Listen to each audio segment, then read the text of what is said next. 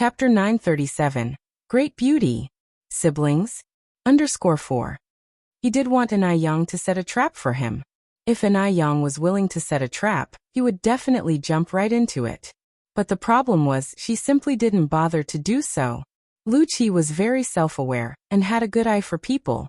He could tell that Yang was different from the other girls he had met before. Liu's mother glanced at Wuxia and then said, "I don't care, but let me say this up front. My future daughter-in-law must be chosen by me personally. Not just anyone can enter the Liu family's door." "I know," Wuxia replied in a muffled voice. Liu's father timely interjected, "That young lady just now, she isn't that kind of person. Wentong, you and Xiaoru, if you meet her again, make sure not to say anything rude. Who knows, all these years, your aunt may have relied on that young lady quite a bit." Liu's father could see that Yang was not the type of girl who was greedy for money. Jiao Wentong always followed her husband's advice, and upon hearing this she nodded and said, "Yes, I know. My sister has suffered so much over the years, I'm fully aware. I'm not targeting that young girl we just met. I'm just worried that our Xiaoqi might be deceived. You know how naive our child has been since he was young, unaware of how much he's been taken advantage of by girls." After speaking, Jiao Wentong continued, "I wonder how my sister is doing now? Whether she's healthy. I really want to bring her here to stay with us soon, to let her enjoy a few good years." Liu's father sighed.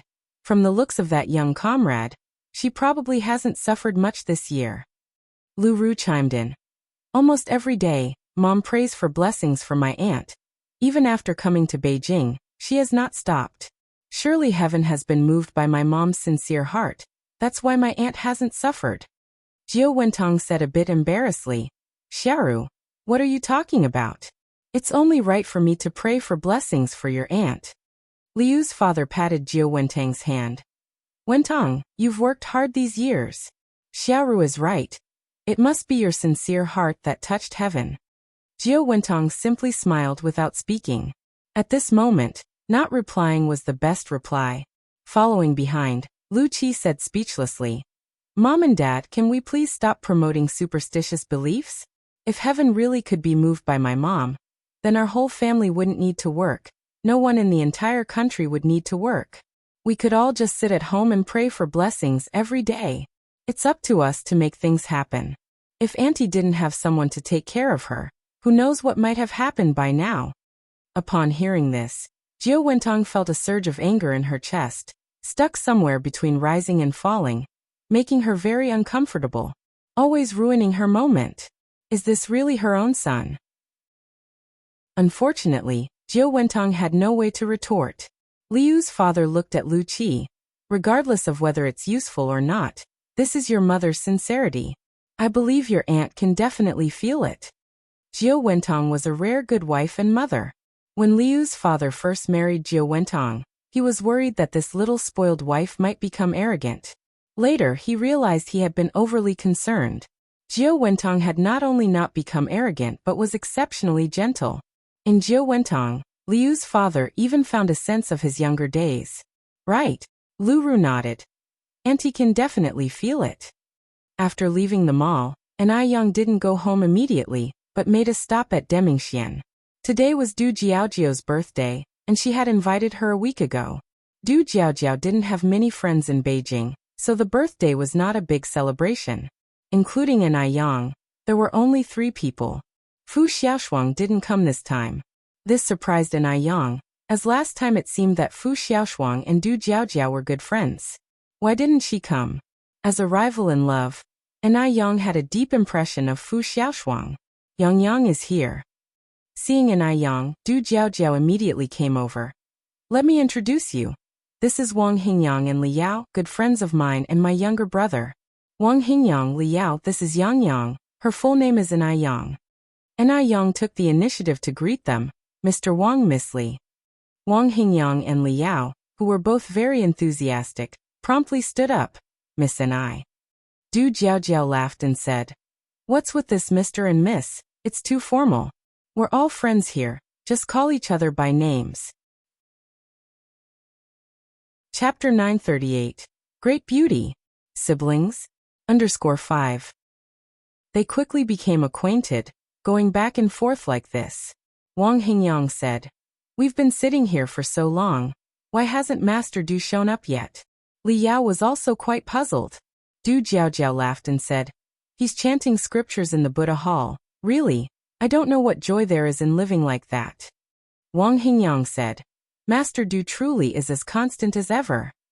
Everyone in their circle knew that Master Du practiced vegetarianism and chanted Buddhist scriptures, but few knew he could keep it up for so long. Du Jiaojiao continued, "Hingyang Li Yao, you've just arrived in Beijing. You mustn't have dined at Heavenly Colors yet.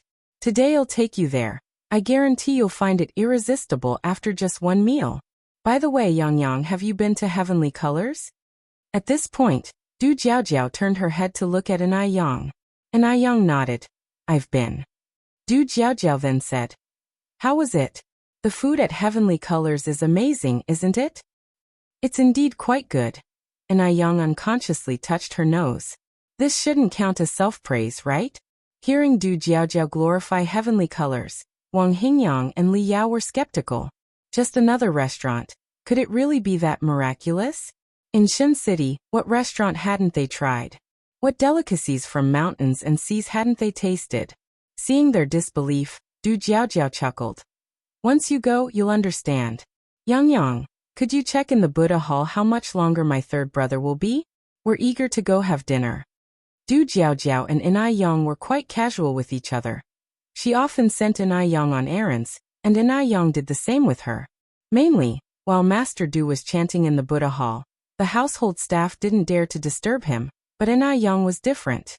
After all, Anai Yang was Mo Kishin's girlfriend. He wouldn't get angry with her no matter what. "Okay." Anai Yang put down her cup and walked towards the Buddha hall. As Li Yao watched Anai Yang's figure disappear in the direction of the door, she whispered softly, "Oh my God! That girl is so beautiful. Jiaojiao, how do you know her?" Du Jiaojiao said, "She's my third brother's good friend's girlfriend. She even saved my third brother once by some fluke." Li Yao nodded. "Oh, I see. It's a pity she settled for a boyfriend looking that gorgeous." Du Jiaojiao was taken aback. How is being beautiful related to having a boyfriend? Li Yao continued, "If I were as beautiful as her, I definitely wouldn't settle down so early. I'd like to pass through 1,000 admirers without a single one touching me." "Keep dreaming." Du Jiaojiao poked Li Yao's forehead. "It's only because our Hingyang is so tolerant. Anyone else would have left you by now. And you're dreaming of passing through crowds." Anai Yang reached the Buddha hall. Just as she reached the door, Anai Yang heard the familiar sound of the wooden fish. Anai Yang raised her hand and knocked on the door. Knock, knock, knock. Master Du slightly raised his eyes. A hint of annoyance flickered in them, but it faded away as soon as he saw who it was. He put away the wooden fish. "Big brother Du, Sister Jiaojiao is asking when you will be done?" "I'm done now." Master Du straightened his clothes, stood up from the cushion with meticulous movements, the essence of dignity and grace in every deliberate motion, and put on his cloth shoes. "Let's go then," said Master Du as he walked to the door. "Oh," Anai Yang nodded. Walking along she asked, "Don't you ever get tired of chanting and striking the wooden fish every day?" Master Du slightly raised an eyebrow. "Do you get tired of eating every day?" "Is that the same?" Anai Yang retorted. Master Du said, "To me it is the same." Soon, the two reached the main hall. 5 people, 2 cars. Wang Hingyang and Li Yao took one car, while Master Du, Jiaojiao, and Anai Yang took another. Master Du sat in the front passenger seat, while Jiaojiao and Anai Yang were in the back seats. Perhaps due to some fateful connection, Jiaojiao became exceptionally talkative whenever she saw Anai Yang. Perhaps sitting in front felt bothersome after a while. Master Du slowly leaned back, his hands turning Buddha beads, and began to meditate with his eyes closed. Upon arriving at Heavenly Colors, Wang Hingyang and Li Yao finally realized Jiaojiao hadn't exaggerated. Heavenly Colors was truly outstanding. Both visual and gustatory experiences were top-notch. Li Yao, who usually could only manage half a bowl of rice, incredibly managed to eat 3 full bowls this time, plus 2 desserts. Not sure if it's an illusion, but it seems like the rice here tasted much better than anywhere else. This restaurant's boss is really amazing. Li Yao praised generously. Du Jiaojiao smiled and said, I felt the same the first time I came here. Chapter 939 Great Beauty. Siblings? _6. Li Yao continued. It would be great if Shen City also had a store. Du Jiaojiao joked. You could consider moving to Beijing. After the meal, Enai Yang had some other matters to attend to, so she left early and didn't go back to Deming Pavilion with the others.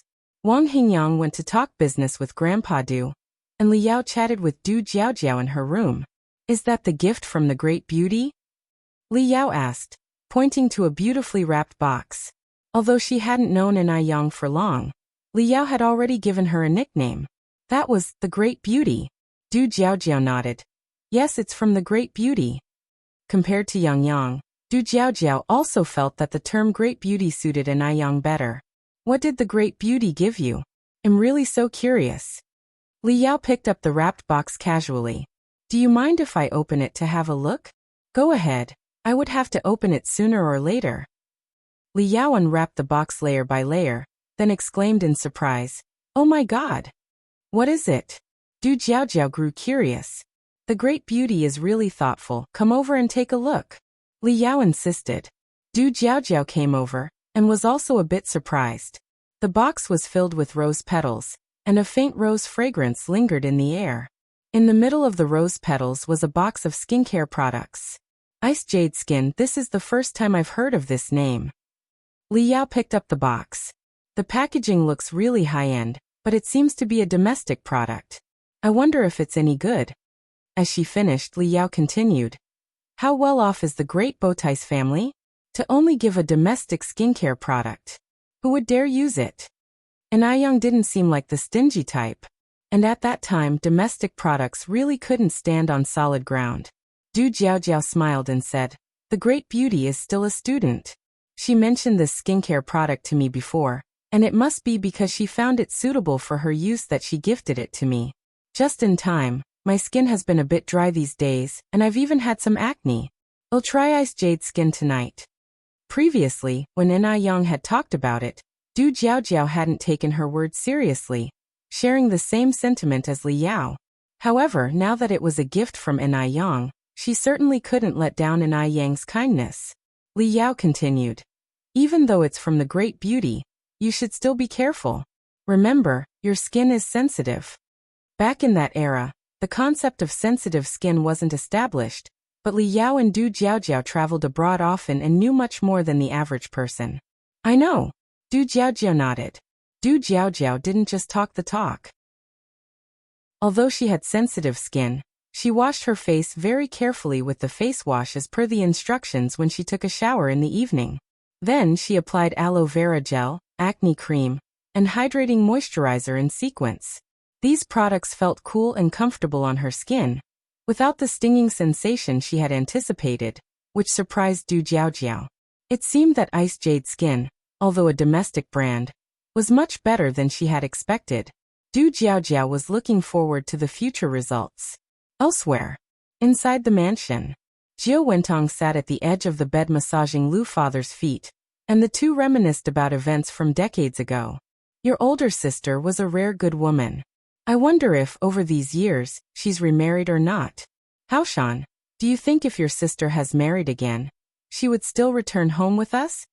Lu Father shook his head. She's not that kind of person. Women who came out of that era had fidelity etched into their bones.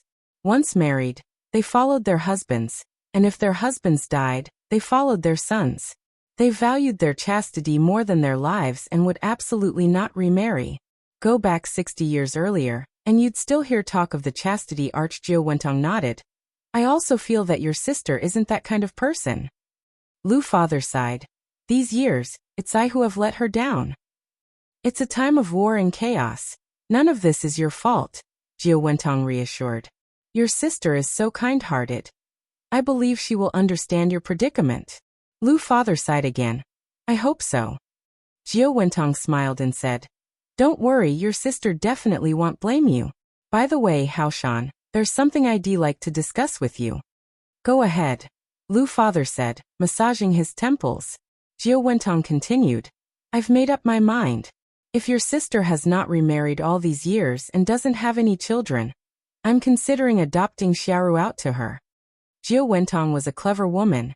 She knew that after adopting Lu Ru to Grandma Lu, she wouldn't be at a loss. Chapter 940. Great Beauty. Siblings. _7 After all, that old lady didn't have many years left to live. Liu's father was taken aback. Jiao Wentong continued. Haoshan, do you agree? If you don't agree, then we'll just drop the matter and pretend that I never said this. Liu's father opened his mouth and said, Our daughter is also her daughter. Isn't it too much trouble to adopt formally? Jiao Wentong shook her head. It's different, Haoshan. I'm a woman too, and I understand too well how much a woman yearns to have a child of her own. Big sister has been alone for so many years. I really feel sorry for her. As she spoke, Jiao Wentong's eyes reddened. Liu's father nodded. Wentong, it's thoughtful of you to consider all this. Since you agree, I have no objections either. Let's do as you say and adopt our Xiaoru out to her. Jiao Wentong took a towel and wiped Liu's father's feet dry. Then he'll go and talk to Xiaoru about this now. All right. Jiao Wentong emptied the footbath, draped on a thin coat, and went to look for Lu Ru. After hearing the news, Lu Ru was overjoyed. Mom, are you serious? I can really be adopted by my auntie? It was said that the old lady had many valuable things. If she could be adopted by her, it meant that those things would also belong to her. Could Lu Ru be any less happy about getting something for nothing? It's really possible. Jiao Wentong nodded. Your dad has agreed. Mom, thank you. Lu Ru hugged Jiao Wentong excitedly. You silly child, you're being so formal with your mom? Jiao Wentong smiled tenderly. Having married Lu Haoshan for so many years, her greatest pride was this pair of children. Although Lu Qi always annoyed her, children are thoughtless, and besides, he was her own flesh and blood. She wouldn't hold it against him. So when can we go see my auntie? Lu Ru continued to ask. Jiao Wentong said. Your dad has already had someone check on it. We should know soon. Don't rush or you'll spoil it. Lu Ru nodded. I understand. Jiao Wentong continued. Xiaoru, after you meet your auntie, you really need to temper your attitude. Your auntie was brought up with the old society's traditional education and likes those graceful and dignified young ladies. You must not clash with your auntie, it would upset your father. Lu Ru smiled and said, Unless I'm crazy, I wouldn't clash with auntie. Don't worry, I'll take good care of her. That's good. Jiao Wentong nodded in satisfaction. Truly a daughter she had raised herself, she understood with just a hint. After leaving Lu Ru's room, Liu's father was already asleep in bed. People become like this as they age. Jiao Wentong slightly frowned, pulled back the covers and lay on the other side. The Ni family always ate dinner late. During the meal, Grandma Lu arrived with her cane. Ni Tsuehua quickly stood up and said, Have you eaten? If not, come and join us. We've only just started. Ni Yang got up to get some cutlery for Grandma Lu in the kitchen. Grandma Lu stopped Ni Yang's movement. I've eaten, Yang Yang, don't fuss over me. I've come to have a word with you. Ni Yang said. Then let's talk over here. Mom, you all keep eating. I'll have a word with Grandma Lu. All right. Ni Tsuehua nodded. Ni Yang and Grandma Lu went over to the living room. Yang Yang, did you go up and see those siblings today? Grandma Lu asked. After all, it concerned her own relatives, so Grandma Lu thought it over for an entire night. She felt she needed to see them at least once. Although the name wasn't correct. What if there were a miracle? For decades, whenever she thought of those people, she could only sustain herself with memories. I've been there, Ni Yang nodded, telling the truth. The parents of those two siblings came too. Their mother called you big sister and said they wanted to take you back to enjoy your old age. Grandma Lu was the person concerned, and she had the right to know the truth. Big sister. How many years had it been since Grandma Lu heard this address? Ever since her younger brother and sister-in-law had passed, she hadn't heard it. For a moment, Grandma Liu's eyes turned slightly red. Yang Yang, after thinking it over, I want to see them. I'm still clear-headed now, and won't mistake my own relatives. And if they really are my younger brother and sister-in-law, then we would miss out. Could you arrange a time for us to meet? She was also of quite old age now, and who knew when she might pass away. Before dying, she didn't want to leave with regrets. And Yang nodded. Sure, I'll make another trip there tomorrow. All right, Grandma Lu nodded. Then that would trouble you, Yang. And Yang smiled. It's no trouble at all, it's what I should do. This is nothing. And Yang also hoped that Grandma Lu would find her relatives, and then be able to enjoy her sunset years. Having been separated from her family for so many years due to the troubled times, the old lattice life had been too hard. The next day, Yang drove to the address mentioned by Lu father the day before. When she arrived, Lu Qi was just about to leave the house. Seeing Yang, Lu Qi said in surprise, Comrade, why have you come? Yang smiled slightly. My name is Yang, just call me by my name. It's Grandma Lu who asked me to come. She would like to see you all. Now that Grandma Lu had decided to see them, Yang no longer hid her real name. On hearing this, Lu Qi was overjoyed. Really? Yang nodded. Really? Are your parents free now? If they are, come with me. Lu Qi glanced behind Yang and then asked, Did your family's driver bring you here? I drove here myself, Yang replied. Lu Qi said, You are amazing. My little sister can't even drive. In this era, it was rare for women to drive. Yang didn't continue the topic and then said, Are your parents free now? If not, I can leave the address with you. If they are, I can take you there now to avoid you having trouble finding it later. Lu Qi eagerly nodded. Free. They're free. Come inside with me, and I'll go tell my parents right away. They'll be very happy to hear this news. Yang followed Lu Qi inside. The mansion the Lu family lived in was extraordinarily luxurious. Without certain status and position, one really couldn't live in such a place. The servant was very courteous and hurriedly brewed tea for Yang. Lu Qi then said, Yang, you wait here for a moment, I'll go find my parents. They're upstairs. Okay, Yang nodded. Upstairs. Lu father and Jia Wentong, upon hearing the news, were very happy. They were planning to sleep in, but now they didn't feel like sleeping anymore and quickly got dressed. Xiaoqi, go call your sister. Got it. Lu Qi went to Zaira's room. Xiaoru also changed her lazy attitude, and upon hearing that they could go to Grandma Liu's place, she got up at once. Knowing Grandma Lu liked the delicate damsel type, she even specifically changed into the cheongsam she had bought last time. After calling everyone, Lu Qi went downstairs. Yang, just wait a little longer, they'll be down soon. Okay. Yang picked up the cup and took a sip of tea. Chapter 941. The truth emerging from the surface. Lu Qi took 2 plates of exquisite pastries from the servant's hands and placed them on the table. These are our Bay Island specialties, pineapple cake and red turtle cake, have a taste. Thank you. Lu Qi sat opposite Yang, unsure of what to do with his hands and feet. This was clearly his home, yet he felt more nervous than Yang. In contrast, Yang showed no hints of strangeness in her expression. Her calm demeanor as if she were the hostess. Her presence was naturally awe-inspiring. Such a unique aura could not be mimicked by the average person. Eat the pastries. Lu Qi pushed the pastries towards Yang. With polite insistence, Yang reached for a pineapple cake. The crust was crispy and delicious, the filling soft and sweet. It tastes really good. Lu Qi's face flushed for a moment. Somewhat embarrassedly he said, If it's good, feel free to have a few more pieces.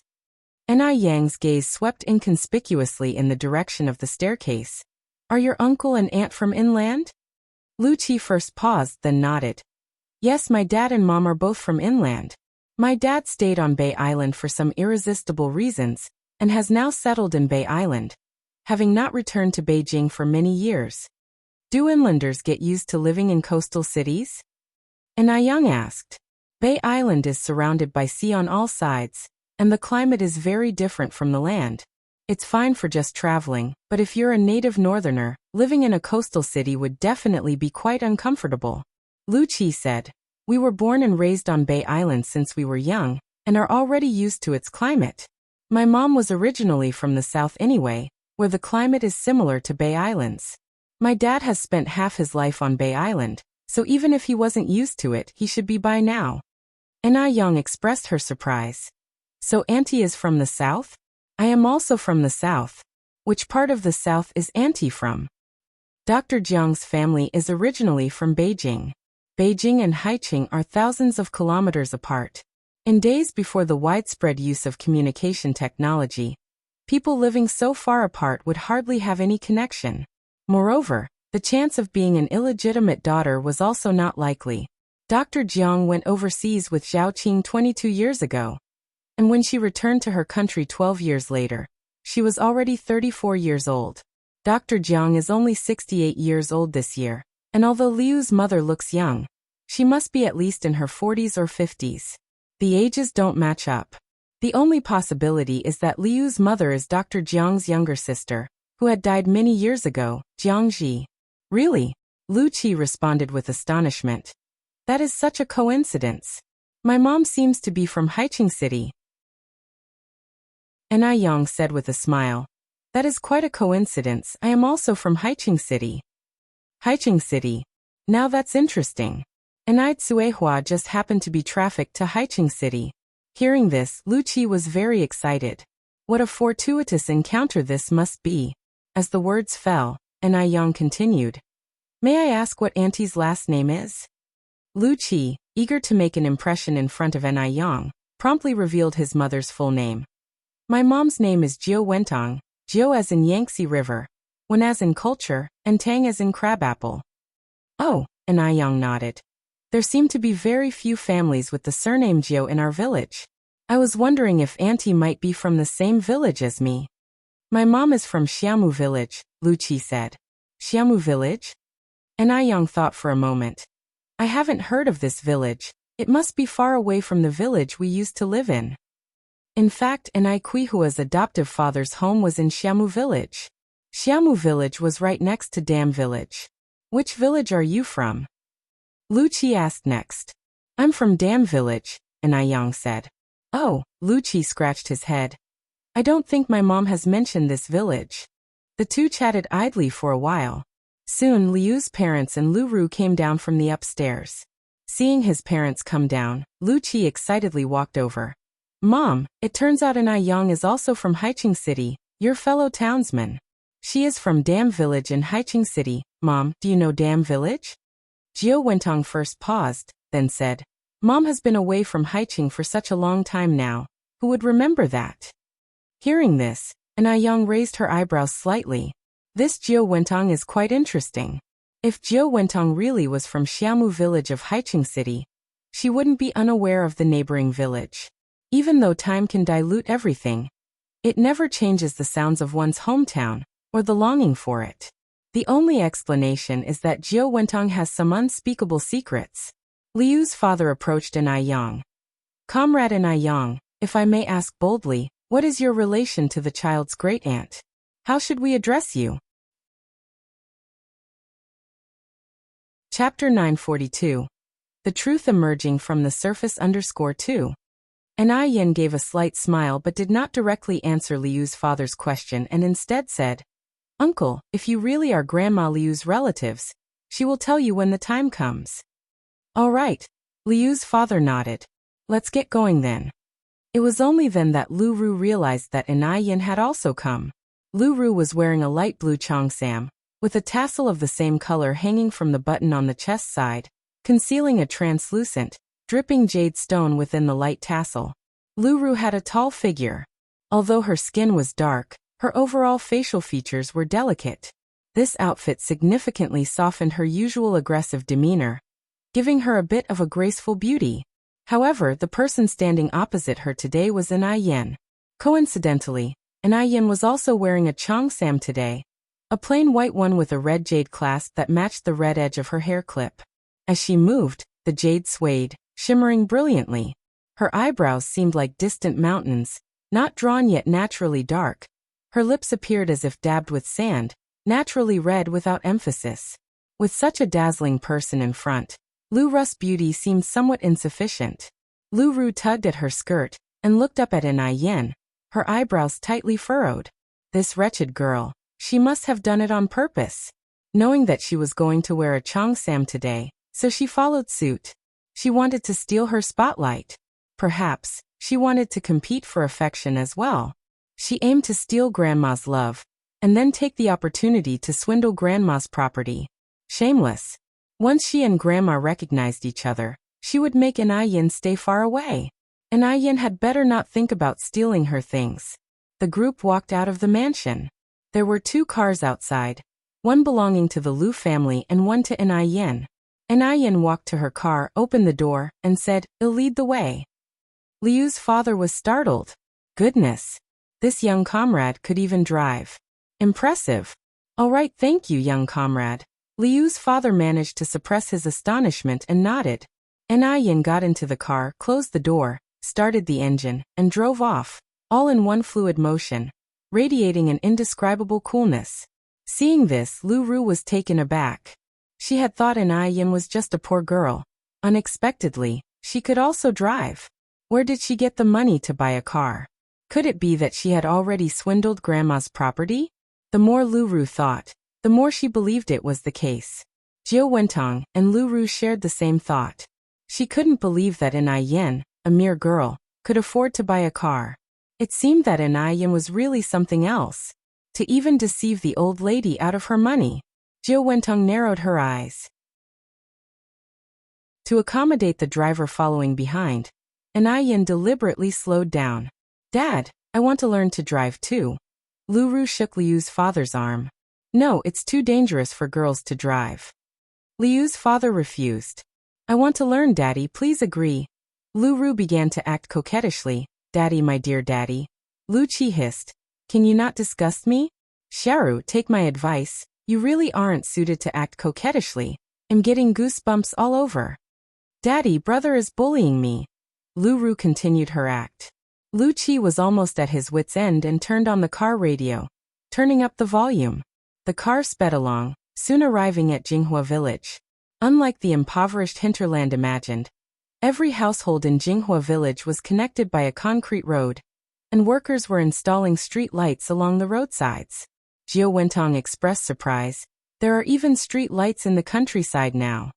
Looking at the scenery outside the window, Liu's father exclaimed, "It seems that Beijing has developed much faster than we imagined these past years." Liu's mother added, "The environment here is really nice, filled with the scent of birds and flowers. It looks like my elder sister has had a better life here these past years than I imagined. Where we live, many places still don't have street lights." At this moment, street lights were only installed on bustling streets. Liu's father sighed. "Seeing that she has been doing well, I feel relieved." The car in front stopped in front of a rundown house. Lu Qi quickly slowed down and pulled over. Yin opened the car door and stepped out.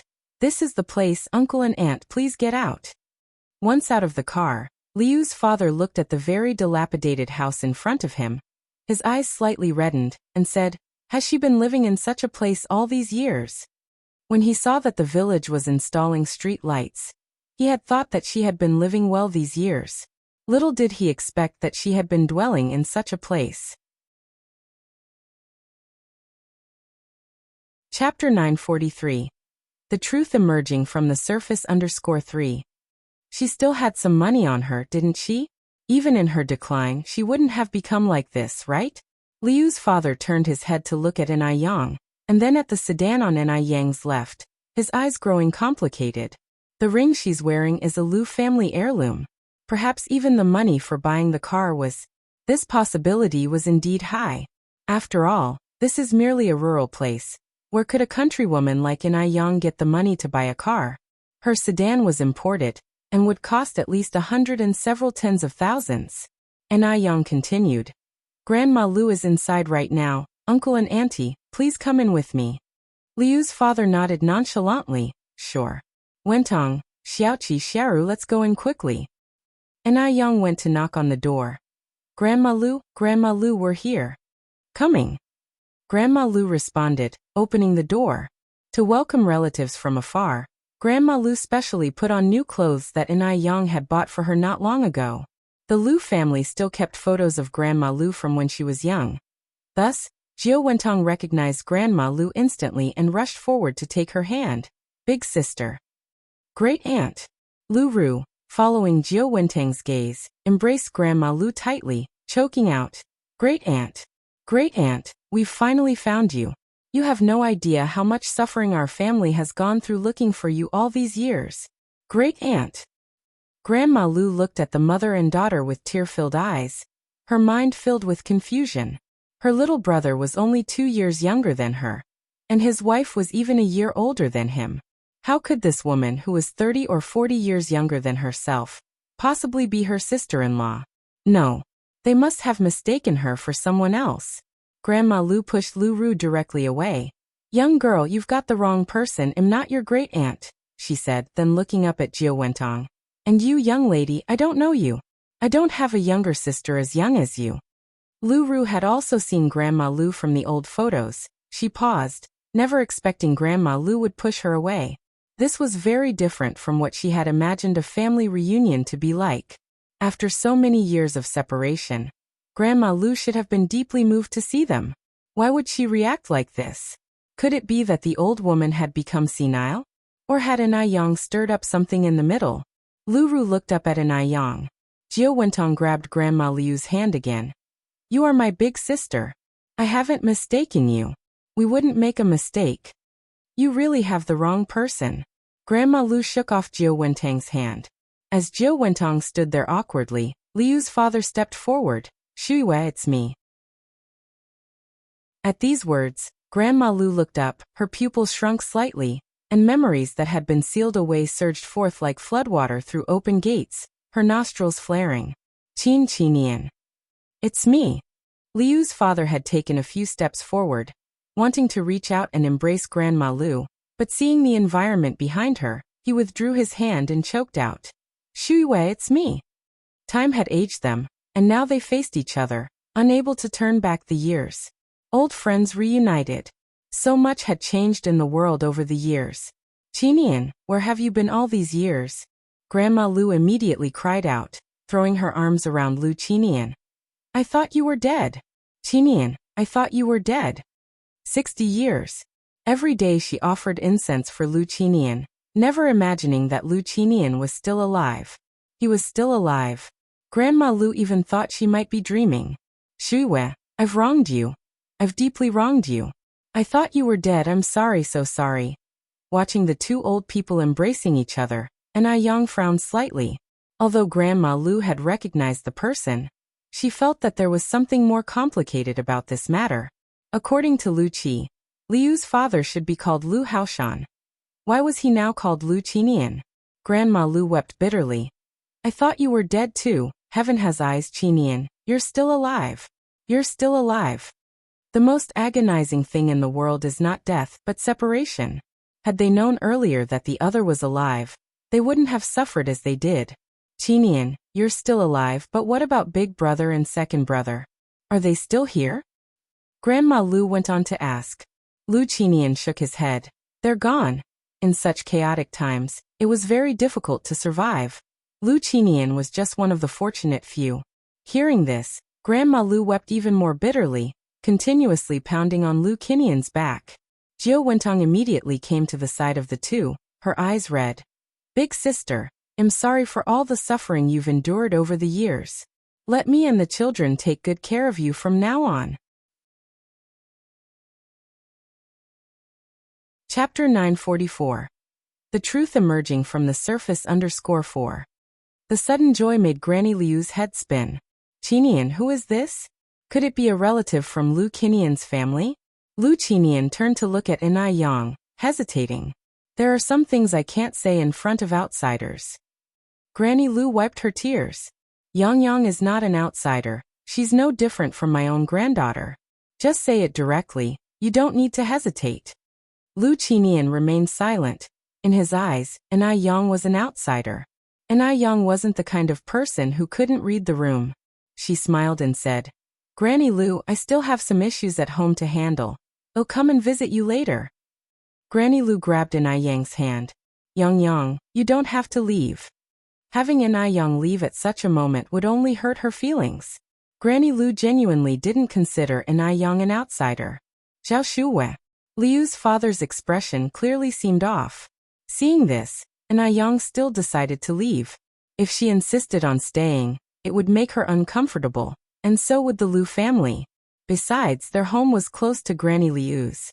If anything really happened, she could still rush over to help her. After Yang left, Liu's father sighed in relief. Granny Lu pushed open the half-closed door. "Come in and sit with me." The house was dilapidated, but it was kept very clean, and there was even a TV in the living room. Jiao Wentong carefully surveyed the environment. The fact that there was a 3,000 yuan TV showed that the old woman still had a fair amount of money. Granny Lu was busy pouring water for everyone. Jiao Wentong hurried over to help. "Let me help you with that, sister." The tea set at Granny Liu's was quite old, though clean, making Liu's father somewhat hesitant to drink from it. He hadn't used such worn-out cups in many years. Considering the state of the house, who knew if it had been crawled over by rats? Liu's father was hesitant, and Lu Ru, who was used to living comfortably, was even more so. Lu Qi, however, didn't mind. He was thirsty and picked up the cup to drink. "Auntie, this tea is wonderful.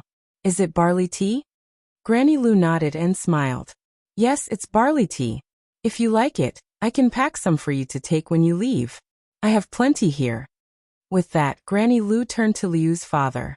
"Qinian, can you talk now? Who are these children to you? How have you really been all these years?" Hearing this, Liu's father sighed deeply, his face full of pain. He began to talk about his difficult past years, how he braved gunfire and crossed seas alone to reach Taiwan Island, and there achieved some success. Thankfully, in my most difficult and helpless times, I met Wentong. Wentong is a good woman. She didn't mind my age or that I had been married before, and she took great care of me. Without her, I might have died. After we got married, Wentong gave birth to 2 children, one named Lu Qi and the other Lu Ru. "Xiaoqi, Xiaoru, come and greet your auntie." "Hello, auntie." Lu Qi and Lu Ru approached Granny Lu. Granny Lu was stunned. She hadn't expected Lu Qinian to have remarried. Not only had he remarried, but he also had 2 children. Her years of waiting seemed, at that moment, to become a joke. Hearing this, Granny Lu staggered backwards, nearly falling, but Lu Qi promptly steadied her. "Auntie, are you all right?" "I'm fine." Granny Lu waved her hand and looked up at Lu Qi. "Child, do you know what my last name is?" "Lu." Lu Qi guessed. "It should be Lu, right? Otherwise, why would Yang call her Granny Lu?" "No." Granny Lu shook her head, her tone ambiguous between sadness and joy. "My surname is Zhao Shuwe. I called myself by the Lu surname, because my late husband was a Lu." Yes, Lu Qinian was her husband. They were a couple who had gone through the formal wedding rites. Old-time women adhered to the principle of following their husband, and after his death, their son. Especially for Zhao Shuiwe, coming from a prominent family, this concept was deeply ingrained.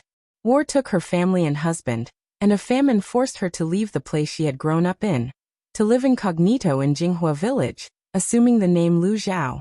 Nobody knew that she had had her own name. She was Zhao Shuiwe. Chapter 945. The Truth Emerging from the Surface _5. But she had never lived for herself. By the time she learned the truth, she already had one foot in the King Yama Hall. How did it come to this? Seeing Zhao Shuiwe like this, Lu Qinian panicked. "Shuiwe, don't be like this. I'm not dead, I haven't died. I'm still alive. I know I've wronged you all these years. But I couldn't help it. It was all due to the circumstances." Zhao Shuiwe looked at Lu Qinian with a desolate gaze. "So, what have you come here for today? Are you here to boast that you now have a son and a daughter, while I've lived like a joke? Lu Qinian, ask yourself, has the Zhao family ever mistreated you? What did you promise my father? Since you're still alive, why didn't you come looking for me? Looking at your clothes, it doesn't seem like it's because you couldn't afford to, right? Some people would be better off dead." All these years, if Lu Qinian had truly wanted to find her, he would not have failed to do so. But Lu Qinian hadn't. Not only had he not, but he had also remarried. How ironic all of this was. Back then, Lu Qinian was just a destitute beggar too poor to eat, fainting at the doorstep of the Zhao family. It was old Master Zhao who took pity on him, picked up the half-dead Lu Qinian, and later took him in as a son-in-law. Unfortunately, the good times didn't last long. The couple had been married for hardly half a year before war broke out. The entire Zhao family, over 200 people, were either killed or fled, in the end leaving only Zhao Shuiwe alone. Shuiwe, I've wronged you. I apologize to you. Lu Qinian immediately knelt on the ground. Shuiwe, please forgive me. From now on, my children with Wentong will be your children. They will take good care of you. And moreover, Wentong said, she wants to give Xiaoru to you as an adopted child. Lu Ru also knelt down. Auntie, please forgive my father. He had no other choice. I assure you from now on, you'll be my own mother. And when you pass on, I will carry the funeral banner and smash the bowls for you. Carrying the funeral banner and smashing the bowls is a custom after an elder's death, generally performed by the eldest son. However, in the absence of a son, a daughter can also do it, and it is usually the person who performs these rites who inherits all of the elder's wealth. This old woman was so rich, of course, she wanted to inherit her wealth. Jiu Wentong too knelt down, dragging Lu Qi with her. Big sister, I know all of this is my fault. It was me who pitted Haoshan. It was me who shamelessly wanted to marry him. If you mind my existence, I can divorce Haoshan. Big sister, as long as you're willing to forgive Haoshan, I'm willing to do anything. The whole family was kneeling neatly in front of Zhao Shuiwe, their sincerity evident. Grandma Lu turned away. My husband Lu Qinian died 60 years ago. I do not know any of you, please leave. 60 years. She would have preferred it if Lu Qinian had never lived at all. Shuiwe, you can't be so heartless, Lu Qinian pleaded, holding on to Zhao Shuyu's legs. I know I've wronged you, but who in this life doesn't make a single mistake? Lu Qinian continued. Shuiwe, I know these years have been hard for you, but I hope you can also understand me. Think about it, in our parents' generation, who didn't have multiple wives and concubines. Without you by my side, I couldn't just watch the Lu family lineage die out. And I truly didn't know you were alive. If I had known, I certainly wouldn't have done this. Shuiwe, please give me a chance to make it up to you. I really know I was wrong. In that era, not to mention Zhao Shuyu's parents, even her brothers had multiple wives and concubines. He might have been guilty, but his crime was not worthy of death. Auntie. Lu Ru tugged at Zhao Shuyu's sleeve. They say a man's knees are gold, and now my father and brother have both knelt before you. Come back with us. From now on, I'll make sure you live in a big house, eat the best foods. Zhao Shuiwe closed her eyes. Go back, I don't know you. Auntie. Lu Ru grasped Zhao Shuiwe tightly. I'm not your auntie.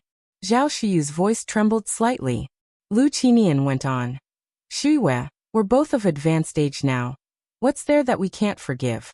There is only this one life, no afterlife. I hope you can understand that. I believe if our parents were still alive, they too would understand me. They wouldn't want to see the Lu family's line end. Chapter 946. The Truth Emerging from the Surface _6. Shuiwe, under those circumstances, it wasn't that I didn't want to come back to find you, but I simply couldn't come back. And besides, I thought you had died. Just like you thought I had died too. Shuiwe, all I did was find someone to take care of myself. Do I really deserve to die for that? If dying can let you let go of your hatred for me, then go ahead and kill me. With that, Lu Qinian pulled out the short dagger strapped to his waist and handed it to Zhao Shuiwe. Lu Qinian knew Zhao Shuiwe very well. She was the type with a harsh tongue but a soft heart, one who couldn't be approached with force but rather needed her heart gently won over. Zhao Shuiwe took the dagger and fiercely stabbed it towards Lu Qinian's chest. The other 3 people nearby were all startled, but Lu Qinian didn't even try to dodge. He knew Zhao Shuiwe wouldn't go through with it. Bang! Dash! Just as Lu Qinian had expected, the dagger in Zhao Shuyu's hand fell to the ground. Shuiwe, forgive me. Lu Qinian seized the opportunity to embrace Zhao Shuiwe. Shuiwe, give me a chance to atone. Big sister, from now on you're the elder and I'm the younger. Jiu Wentong stood up and said. If you don't like me, I can even divorce Haoshan. Zhao Shuiwe hugged Lu Qinian. and began to cry loudly. She really wanted to forgive and forget with Lu Qinian, but she couldn't bring herself to do it. Perhaps it wasn't Lu Qinian's fault, but the fault of the times. No need, Zhao Shue shook her head. You and he are legally married. You don't need to divorce. Big sister, thank you. Jiao Wentong took Zhao Shuyu's hand. Haoshan often says that you are a good woman, and he was right, big sister. You really are a good person. Zhao Shue didn't say a word. Jiao Wentong continued. Big sister, from now on, Xiaoqi and Xiaoru are your own children. When we go back, I will let you adopt Xiaoru. Go back. Zhao Shue frowned. Go back where? Jiao Wentong said with a smile. Of course, to bring big sister back to Bay Island to enjoy the good life. We've finally found you, big sister. How can we let you continue to live a hard life here? Jiao Wentong had been paying close attention for a long time. And sure enough, Zhao Shue was indeed from a wealthy family. Even the hairpin she used to twist up her hair was no ordinary item. After they returned, they would find a way to get Zhao Shue to bring out all those nice things. Zhao Shue shook her head. I'm not leaving. Why? Jiao Wentong asked. Zhao Shue replied. I've lived in Jinghua village my entire life. This is my home. You all go back. There's no need to come looking for me again. I'm doing very well here. Lu Ru grew anxious. If this old woman didn't go back with them, what would become of all those good things? Would they all fall into Anai Yang's hands? That was unacceptable. Auntie, please come back with us. I promise I will treat you like my own mother from now on and take good care of you. You don't have any relatives or friends here. If something happens, no one will even know. Zhao Shue shook her head. The villagers are good to me. You don't have to worry about this. Besides, isn't there Yang Yang? That child is just like my own granddaughter. Just as Jiao Wentong was about to say more, she was silenced by a look from Lu Qinian. Lu Qinian continued. I'm sorry, Shue, for all the hardship you've endured these years. I really do want to make it up to you. Won't you consider coming back with me? Zhao Shue shook her head again. You go back by yourselves. Lu Qinian sighed and exchanged a few more pleasantries. The family of four stayed at Zhao Shu's home until evening before leaving. When they left, Lu Qinian secretly placed 1,000 yuan under Zhao Shu's bed. He knew Zhao Shu didn't lack money, which is why 10 or 20 yuan would never catch her eye, so he decided to leave 1,000, hoping it might sooner touch Zhao Shu's heart, so she would return with him. As soon as they got home, Jiao Wentong said angrily, Haoshan, why did you stop me from speaking my mind at Big Sister's house this afternoon? That little girl Anai Yang is nothing but a con artist. She's trying to trick Big Sister out of her things. And to think Big Sister treats her like her own granddaughter. Besides, what right does an outsider have to take our family heirloom? Lu Ru was indignant. Exactly. What right does that cheap girl Anai Yang have to take our family heirloom? Those things are all mine. If it hadn't been for Lu Qinian's intervention today, she would have exposed Anai Yang for who she really is right in front of Zhao Shue. Chapter 947. The truth emerging from the surface _7 Lu Qinian spoke earnestly. What I'm doing is called casting a long line to catch a big fish. Do you think I can't see what kind of person Anai Yang is? The car she drove today might have been funded by Zhao Shue. But some issues can't be rushed. Looking at Zhao Shu's attitude, it's clear she hasn't fully accepted us yet, so we must take it slow and not be too definitive in our approach.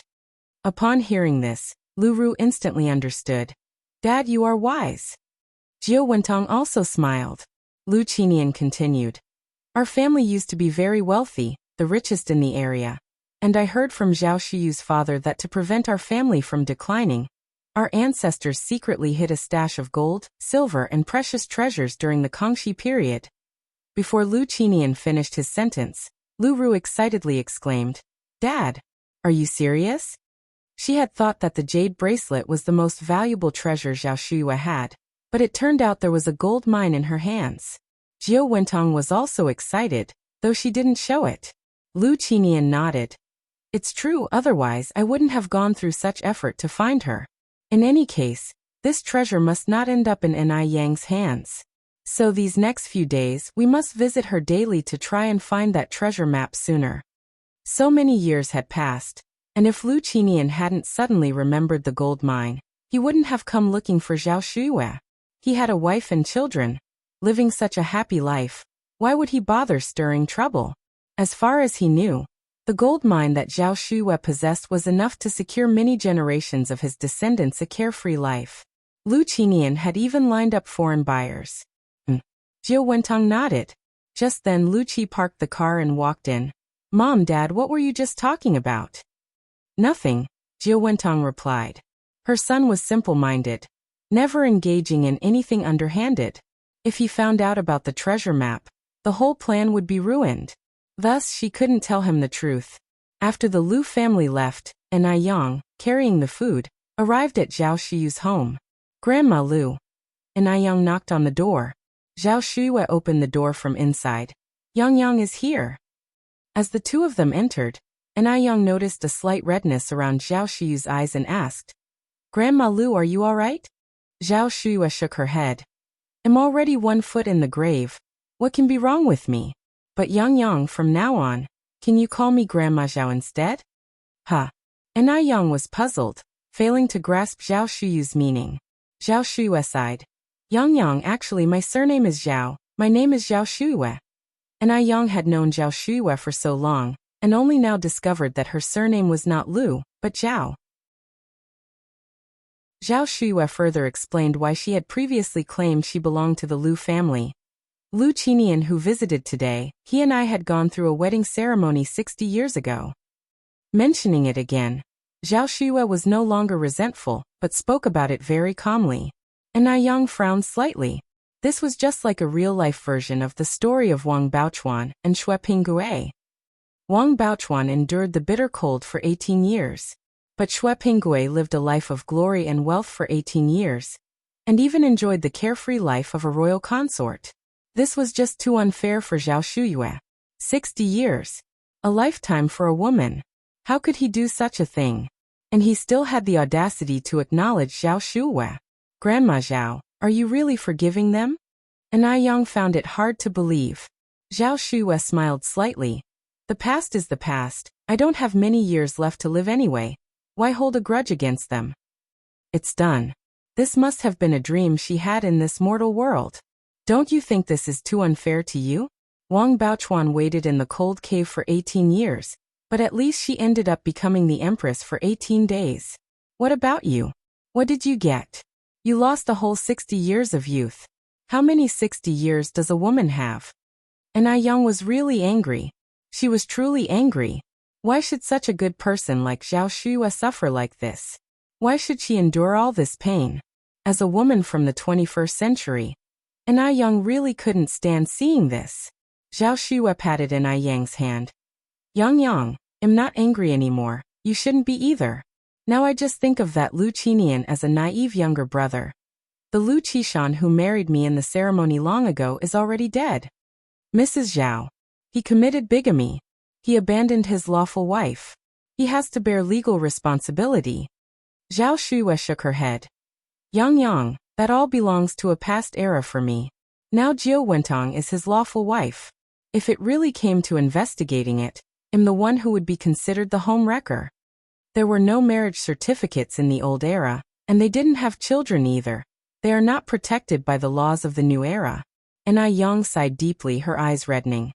But it hurts me to see what you've been through. 60 whole years. Zhao Shuyue had spent 60 years, just to end up with this result. Feeling her nose sting, Zhao Shuyue reached out and hugged Ai Yang. Silly child. Grandma is okay. I am living well. There's nothing to feel sorry for. All my family died in the chaos of the old times. In a way, he is the only kin I have left in this world. With Grandma Zhao having said that, and Ai Yang didn't feel it was her place to say much more. Some things, like a fish knows the warmth or coldness of the water, are known only to the individual. Mrs. Zhao, if his family ever dares to bully you or disrespect you again, just tell me.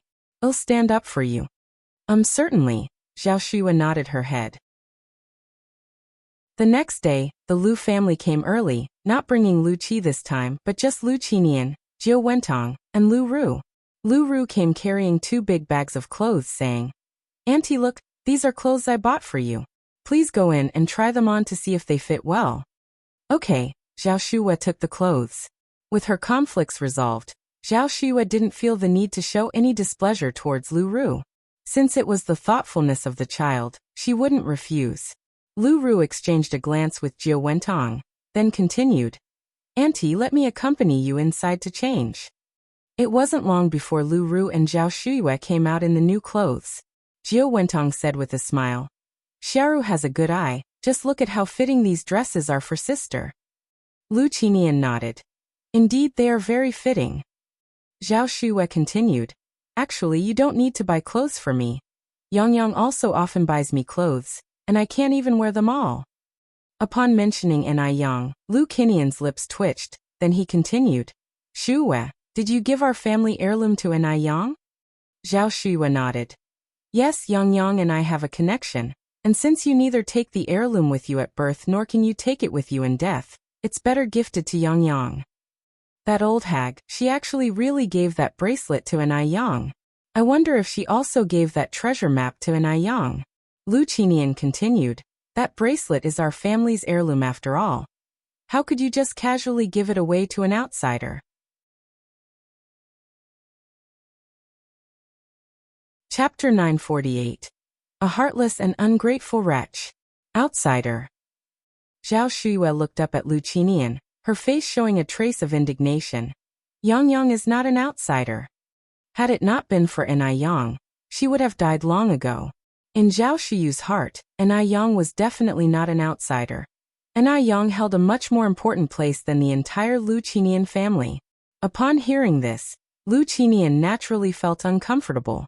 Not an outsider? What was Yang, if not an outsider? Could that girl Yang possibly be more important than their whole family? Bear in mind, their family was Zhao Shuyu's only kin in this world. What on earth was Zhao Shuwa thinking? What was Yang anyway? Suppressing the anger within, Lu Qinian forced a smile and said, "My point is, after all, Yang bears the surname An, she's an outsider. Giving our family heirloom to her seems a bit inappropriate."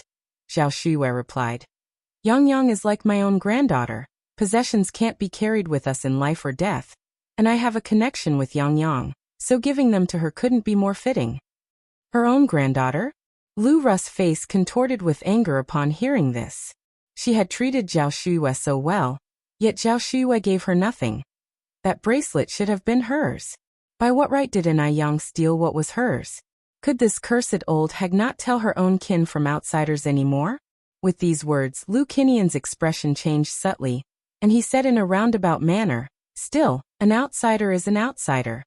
Zhao Shuwa responded with a smile.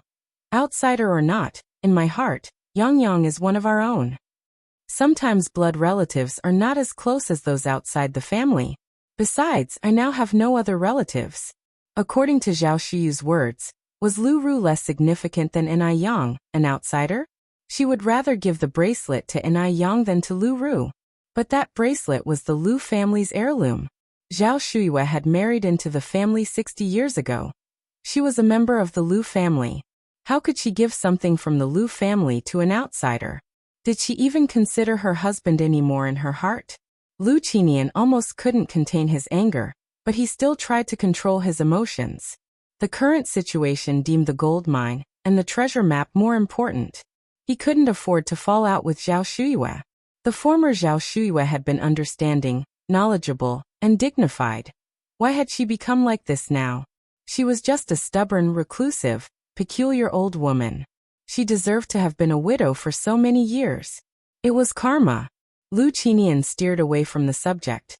"Shuwa, you're getting on in years, and it's not good to be without someone to look after you. If you don't wish to come back with us for the time being, why not let Xiaoru stay with you?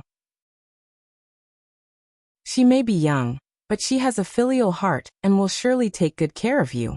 And Yang mustn't continue to be close to Zhao Shuwa. Otherwise, their family's treasure map would one day be swindled away by Yang. He needed to have Lu Ru step in first, to act preemptively and win the heart." Lu Ru promptly clung to Zhao Shuyu's arm. Yes, let me stay to take care of you. Rest assured, I promise to be obedient, to honor you better than my own mother, and not to make you angry. No need, Zhao Shue waved her hand. I am very healthy and can look after myself. Plus, Yang Yang visits me often, I will be fine. Anai Yang. Again Anai Yang. Why couldn't she just leave them alone? Jiao Wentong narrowed his eyes, smiling. Sister, it's not good to trouble someone else so much. Let Xiaoru stay and take care of you. She gets along with you, and if you're willing, Haoshan and I have discussed it. We can go through the adoption process in the next few days. After Lu Ru became Zhao Shuyu's daughter in the eyes of the law, she would naturally inherit everything from Zhao Shuyue. Zhao Shuyue had no children of her own in this life, and when the time came, Lu Ru would be her sole heir. And Ai Yang would have to stand aside. Jiao Wentang's calculations were resounding like a burst of rapid fire. Zhao Shuyue shook her head. I appreciate your sentiment, but at my age, what do I need a daughter for? Besides, that child Yang Yang is like my own granddaughter to me. Having a daughter or not doesn't matter. She didn't count on a daughter to see her through old age, and to provide for her end-of-life care. Zhao Shuyu's every other sentence involved an Ai Yang, and Jiao Wentong was taken aback, having not expected this reaction from her, much less her refusal. Chapter 949. A heartless and ungrateful villain. She was willing to adopt out her own daughter, who she had carried for 10 months, to Zhao Shuyue. Shouldn't Zhao Shuyue be grateful? It's not something anyone can easily decide, to adopt their daughter out to someone else. Lu Qinian was also stunned. Lu Ru was his treasured daughter. If it were someone else, he wouldn't bear to adopt Lu Ru out. Zhao Shuyue is really ungrateful.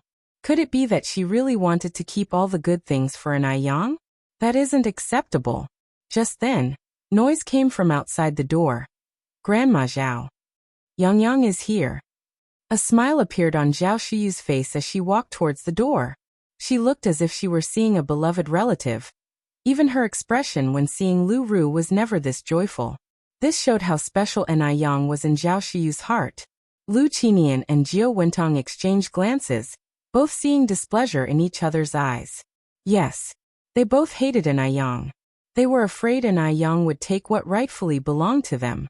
This little girl, an Ai Yang, was unrelated to Zhao Shuyue. Why should she be so good to Zhao Shuyue? She was clearly aiming for Zhao Shuyu's possessions. It was disgraceful. At such a young age, she was already so scheming. Who knows how her family raised her? Haoshan, what should we do? Jiao Wentong looked at Lu Qinian and asked in a low voice. Lu Qinian looked towards the door. Let's see how things unfold for now. Don't antagonize her. Jiao Wentong nodded. Zhao Shuyue welcomed her. And indeed, an Ai Yang had arrived. An Ai Yang was holding a big round watermelon in her arms. Grandma Zhao, this watermelon was grown by our family. It's also the first crop of the year, very sweet. My mom said you would definitely like it. Like all elderly people, Zhao Shuyue loved sweet things, so an Ai Yang often brought her pastries and fruits. Zhao Shuyue smiled and said, Yang Yang, there are many people in your family and I am alone. I can't eat such a big watermelon. You should take it back. As they spoke, they walked into the house. An Ai Yang placed the watermelon on the table. We picked a lot. Giving you one still leaves us with 7 or 8. If you can't finish it, I can help you juice it. You can chill it in the well, and drink it slowly. After finishing her sentence, an Ai Yang then noticed Lu Qinian, and the others had arrived. Uncle and auntie are here too. An Ai Yang greeted them proactively. Although she didn't particularly like Lu Qinian's family, they were still close with Zhao Shuyue, and she didn't want Zhao Shuyue to feel awkward by not greeting them. Jiao Wentong got up and laughing said, Yang Yang, you are really filial, bringing such a big watermelon. If someone who didn't know any better saw this, they might think you are my big sister's own granddaughter. With that, she added meaningfully, I guess even her real granddaughter isn't as filial as you. The words carried a layer of sarcasm. As the saying goes, unsolicited favors indicate an ulterior motive. She was hinting that an Ai Yang had ulterior motives. If Zhao Shuyue was smart enough, she would definitely understand her meaning. Just afraid that old lady Zhao Shuyue was a fool. In fact, Zhao Shuyue really didn't pick up on the hostility in Jiao Wentang's words. because Enai Yang was all virtues in her heart. Hearing Jiao Wentong praising Enai Yang made her quite pleased. Enai Yang smiled faintly, her tone light. Auntie is joking. Respecting the elderly and loving the young is a traditional Chinese virtue. One should not be the type of heartless person who discards his wife and steals another's husband. If Jiao Wentong had kept a low profile, it might have been all right, but unfortunately, Jiao Wentong's words had thorns. Enai Yang was not one to suffer in silence. Whoever made her uncomfortable, she would return the favor. If she continued to swallow insults, the other party might think she was easy to bully. Zhao Shua finally caught on to Jiao Wentong's sarcasm and felt somewhat displeased. Luckily, Enai Yang was quick-witted and fired back immediately. With that response, Jiao Wentong's face instantly changed. What a sharp-tongued little girl. To dare to say such things. Lu Qinian's expression also turned very unsightly. No matter what his shortcomings, it wasn't up to a little girl to criticize him. What was Enai Yang really? Did she really think that because Zhao Shuyue liked her, she was truly Zhao Shuyu's granddaughter? As long as he was alive, that would never be possible. An outsider will always be an outsider.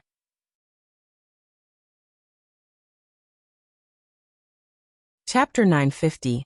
A heartless and disloyal villain. Hey, what nonsense are you spouting? Lu Ru stood up angrily.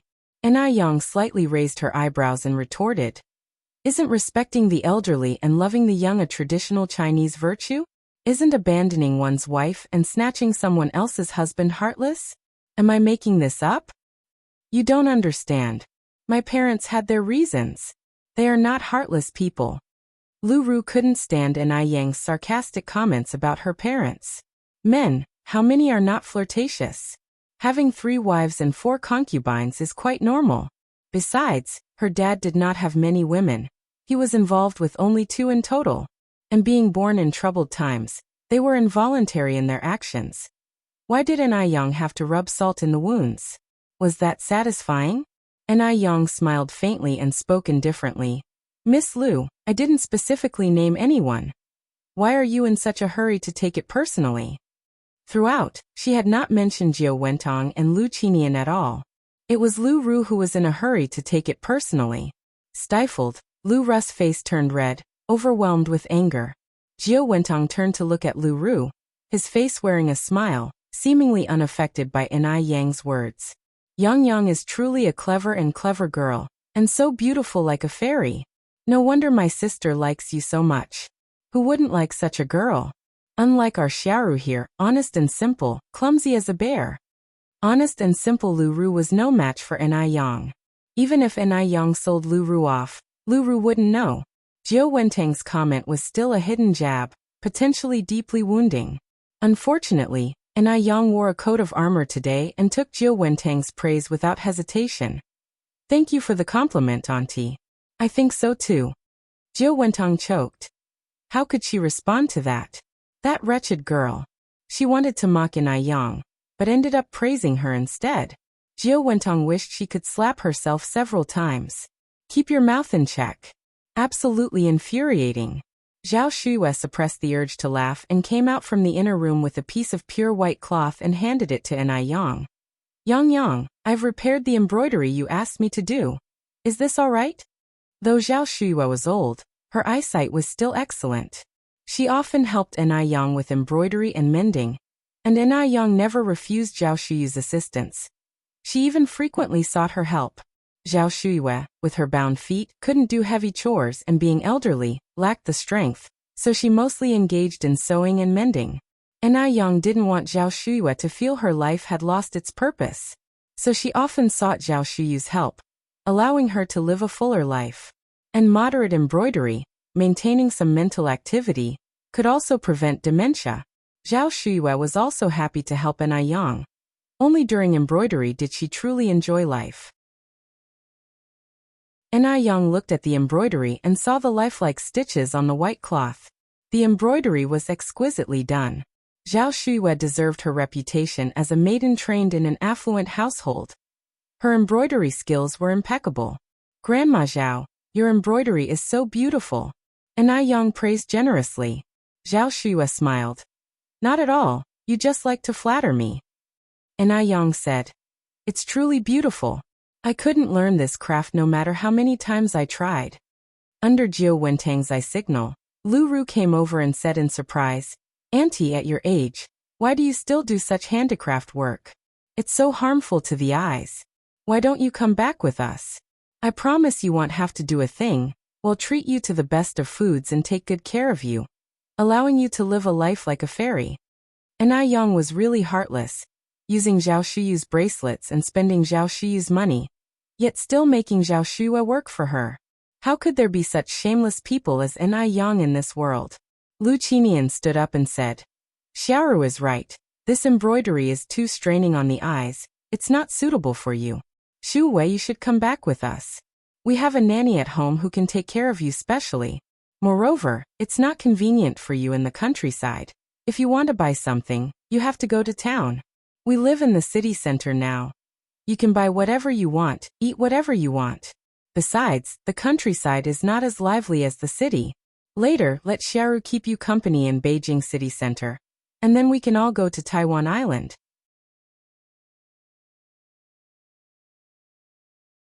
Chapter 951. A Heartless and Ungrateful Wretch. _4. Bay Island is an island where it's spring all year round, and the scenery is picturesque. There are many fruits and seafood here that you can't find in Beijing. I think you'd definitely fall in love with the place. Lu Qinian had figured it out. This Yang might have known about the village with the treasure map all along, which is why she deliberately got close to Zhao Shuyue, to win Zhao Shuyu's favor. What's most important now is to get Zhao Shuyue out of here as soon as possible, to leave Yang, this person with ulterior motives, empty-handed. Zhao Shuyue didn't pick up on the hidden meaning in the father and daughter's words and said with a smile, "Although I'm getting on in years, I'm not blind. Embroidering a little flower is no big deal. No golden sand or silver nest compares to my own dog kennel. I'm not going anywhere. I'm staying in Jinghua village." No matter how good Bay Island may be, it's not the place that gave birth to her or raised her. She feels no attachment to that place, and has no desire to pine for it. When you get old, you just want to settle down to your roots, not to wander back and forth, drifting everywhere. Won't you be without anyone to take care of you if you stay here? Lu Qinian asked earnestly. Bay Island is really very nice, Shuyue. I couldn't follow you around when we were young, but I truly hope you'll give me a chance to make it up to you. Besides, we're husband and wife who have taken our wedding vows. Husband and wife are one body. What's mine is yours, and what's yours is mine. What's yours is mine, and what's mine is yours. He said it with such artfulness. I don't need anyone to take care of me, Zhao Shuyue continued. Besides, I've gotten by just fine without you for 60 years. But what if you meet with some accident while you're alone? What then? Lu Qinian countered. Zhao Shuyue said with a smile. If something happens, there's still Yang. Don't look down on Yang for being young. Her medical skills are very good. How is it in Yang again? Lu Qinian was infuriated but couldn't show it. How can we always trouble comrade in Yang? After all, we are the real family. Family? Lu Qinian had abandoned Zhao Shuyue for 60 years, and now he had the nerve to say such a thing. Does he still want to have his cake and eat it too? And Yang responded indifferently. Uncle, rest assured, since I call Grandma Zhao Grandma, I don't consider her an outsider. As long as she is willing, I will take care of her until the end of her days. And Yang's words were meant to show Lu Qinian that Zhao Shuyue was not a poor, lonely old lady without anyone to rely on. If Zhao Shuyue really went with Lu Qinian, given the characters of Jiao Wentang and Lu Ru, would she have good days ahead? Not a chance. Hearing this, Zhao Shuyue looked at Yang, her eyes slightly moist. The feeling of having younger generations to rely on was really wonderful. If it weren't for Yang, she wouldn't have had such strong confidence to face Lu Qinian. At least she wasn't alone now. Lu Qinian was choked up again. Take care of her until the end of her days? Why should Yang take care of Zhao Shuyue until the end of her days? Does she have even a scent of relationship with Zhao Shuyue? She's clearly eyeing Zhao Shuyu's gold mine. Lu Qinian had lived a good half of his life, but had never seen anyone as shameless as Yang, managing to make greedy avarice sound so refined and noble. Zhao Shuiyue is a fool to have been deceived by such a young girl. Such are her ways. Yet she claims to be from a rich family. Truly, she's tarnished the Lu family's reputation completely. Noticing the uneasy atmosphere, Jiu Wentong smoothed things over with a smile. Big sister has lived here for so many years. It's normal for her to not want to leave for the time being. Don't worry, if you don't wish to return, we won't force you. Our family's door is always open to you. And you're welcome to return whenever you want. Jiu Wentong was a smart person. She knew not to push too hard at this moment. She was making a strategic retreat. After all, Zhao Shuiyue, that old hag, had in her hands a treasure map worth a fortune. She needed to coax Zhao Shuiyue for now. Once she got that treasure map, she would make Zhao Shuiyue regret her actions today. Zhao Shuiyue nodded in agreement. The three members of the Lu family stayed with Zhao Shuiyue for a long time, and when they left in the evening, they insisted on leaving Lu Ru to take care of Zhao Shuiyue. But she refused them. In the car, Jiu Wentong expressed her worries. Haoshan, big sister seems to be rather guarded against us now. Lu Qinian sighed. Well, take it slow. Jiu Wentong was anxious. How could he not be? But what could be done in haste? With that, Lu Qinian added, in the future, let's come here every day. I refuse to believe Zhao Shuyu's heart is made of stone. It will warm up eventually.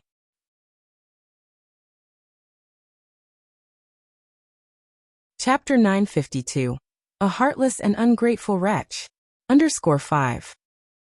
Wentong nodded. Lu Ru frowned and said, Mom is really getting senile, even though we're her real family. Yet she favors Anai so much. I spent the whole day talking to her, and she didn't even give me a single strand of her hair. And to think she gave our family heirloom to Anai. Wentong patted Lu Ru on the hand. Xiaoru, don't worry, Mom and Dad won't let anyone take your things. Getting the bracelet back was just a matter of time. As the car slowly moved along, Wentong suddenly caught sight of a very familiar figure while passing by a house. Wentang's pupils contracted. Was that Zhao Qing, Grandma Zheng? Yes, it was her, no doubt. Why would Grandma Zheng be here? Wentong clenched her fists. Mom, what's wrong? Lu Ru, noticing that Wentong seemed a bit off, asked with concern. Wentong smiled and looked away. Oh, nothing. I just suddenly remembered something about your brother. He's not young anymore and he still doesn't have a girlfriend. Lu Ru laughed. So Mom wants to hold a grandchild. It's not just your mom, I want to hold a grandchild too, Lu Qinian added. But that's not urgent right now, let's first deal with the matters at hand. Wentong nodded. All the way, Wentong was restless. Why was Grandma Zheng here? She hadn't forgotten that Grandma Zheng was the indirect murderer who killed Dr. Jiang and Zheng Lingling. Zheng Xianjing was still in prison, and Wentong had thought about visiting several times, but she couldn't find a proper reason. She had no relation to Xianjing. Visiting would only raise suspicions. Yet if she didn't go, she would be restless. After all, Xianjing was the only bloodline Lingling had left in this world. After returning, Wentong had someone investigate Grandma Zheng. The response she got was that Grandma Zheng had moved from the city to her daughter's house in the countryside. Could it be that the house she had just passed was Grandma Zheng's daughter's? Wentong sat in front of the dressing table with her eyebrows tightly furrowed. What's wrong, Wentong? Lu Qinian asked as he came out of the bathroom after his shower. Wentong shook her head. It's nothing. I'm just a bit worried that we might be fooled by Anai and she might have already gotten her hands on the treasure map before us. Especially since she's already been given our family's heirloom bracelet. That shouldn't be the case, Lu Qinian replied. The stuff in that gold mine is worth a fortune. If Anai had already gotten the treasure map, she wouldn't still be living in the countryside. She would have likely moved to the city by now. A place in the countryside with underdeveloped transport and lacking everything. Why would Anai stay in the village if she had the means to move? Wentong nodded. That makes sense. Deming Xian. After using the Ice Skin Jade product for 5 straight days, the condition of Du Jiaojiao's skin had improved unbelievably. The acne was gone, the skin was no longer dry, and while it hadn't yet reached the smoothness of a freshly peeled egg, it was no longer peeling like it was before, a night and day difference from her previous skin condition. She believed that if she used it for a few more days, her skin would be radiantly moist. Jiao Jiao looked at herself in the mirror, delighted, and started to ferociously kiss the Ice Skin Jade product's packaging. This was incredible. From now on, she no longer needed to plaster layers of foundation on her face. When Li Yao visited Jiao Jiao at noon, she was also a little shocked. Jiao Jiao, what skincare product have you been using? Your skin has recovered so quickly, and even the acne is gone. And maybe it was just her imagination, but Li Yao felt like Jiao Jiao seemed to have become much fairer than before. What skincare product could be this effective? Jiao Jiao smiled and said, "It's the Ice Skin Jade product that the beautiful lady gave me. I didn't expect the effects to be this good at first." Li Yao was somewhat incredulous. "Really? The set of domestic skincare that the beautiful lady gave you on your birthday?" At that time, the most famous domestic skincare product was the Snowflake Cream from Shanghai, but Snowflake Cream didn't have such effects. The Ice Skin Jade product wasn't even half as famous as Snowflake Cream. Could its effects really be that impressive? It was incredible. Jiao Jiao nodded. "Yes, the one from my birthday." Li Yao remained skeptical. "Jiao Jiao, are you sure you haven't used any other skincare products these past few days?" "I haven't," Jiao Jiao replied. "I specifically didn't use anything else to see if the Ice Skin Jade product was really as good as the beautiful lady said." And indeed she was right, it's downright magical.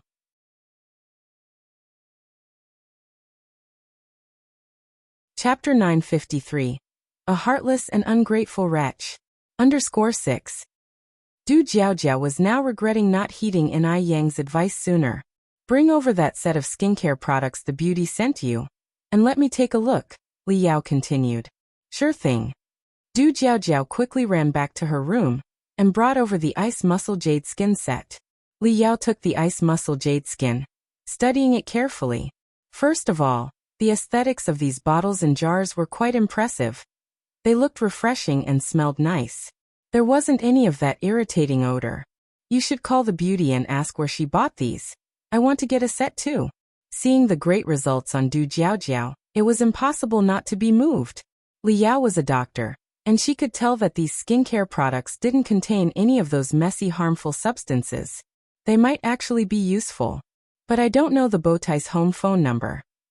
Just then, Grandfather Du happened to walk in, and Li Yao whispered, "Maybe you could ask Grandfather Du?"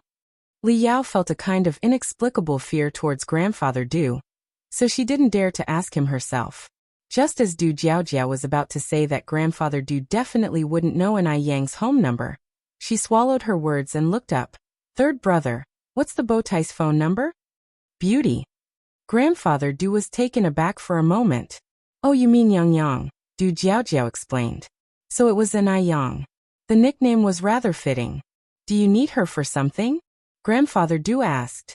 Du Jiaojiao explained the situation with the Ice Muscle Jade Skin, and then Grandfather Du effortlessly rattled off a string of numbers. Du Jiaojiao was stunned.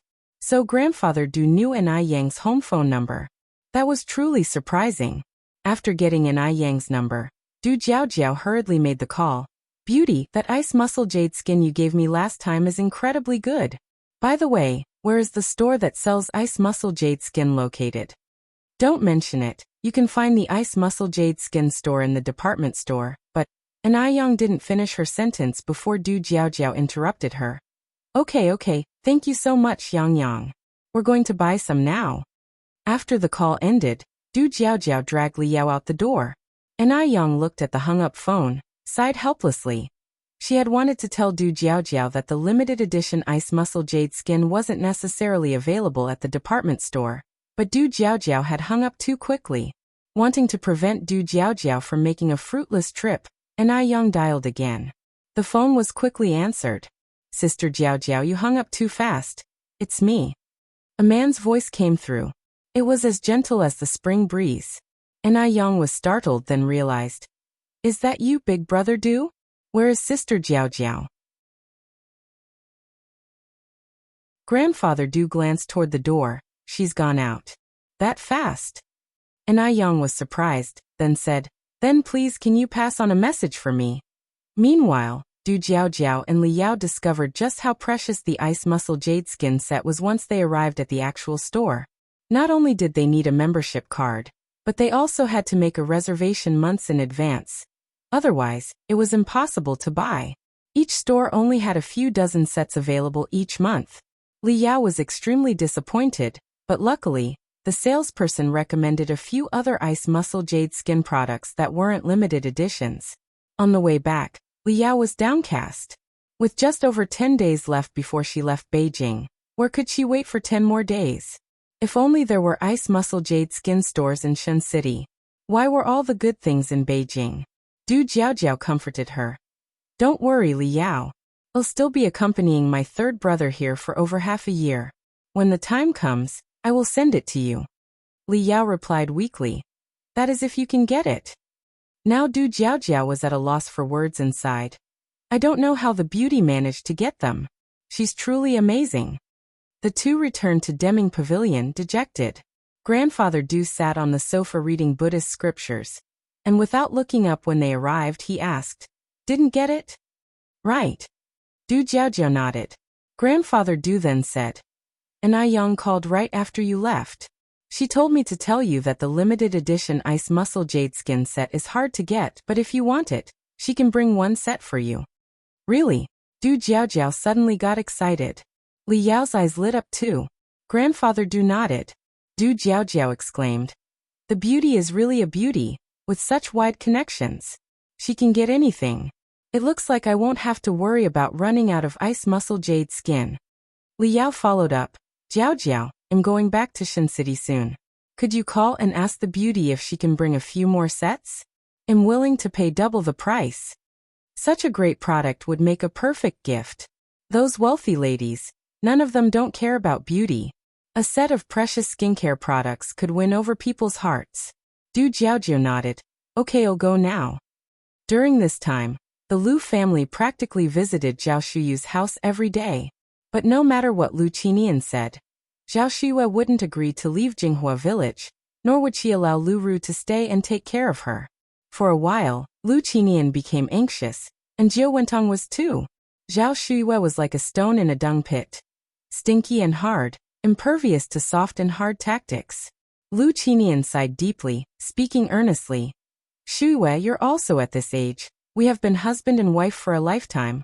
Would I harm you? There's no need for you to be so guarded against me. From the moment you married me, you became a member of the Lu family, and after you pass on, you're meant to be laid to rest in our Lu family's ancestral grave. After he finished speaking, Lu Qinian continued. Shuyue, we are family now, so let's not speak in terms of two households. You can't always rely on outsiders. And I remember our father once said that our ancestors, during the Kangxi Emperor's reign, secretly buried a stash of gold bars and treasured items, leaving behind a treasure map. Is that map with you now? Treasure map? Zhao Shuyu's brows furrowed slightly as she turned to look at Lu Qinian, incredulous. You're here for the treasure map? No. Lu Qinian shook his head in denial. Of course not.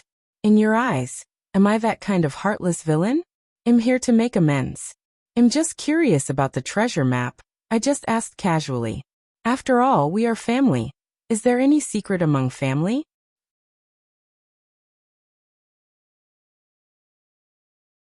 Chapter 954. True Colors. Extremely disgusting. Lu Qinian used to be honest and loyal.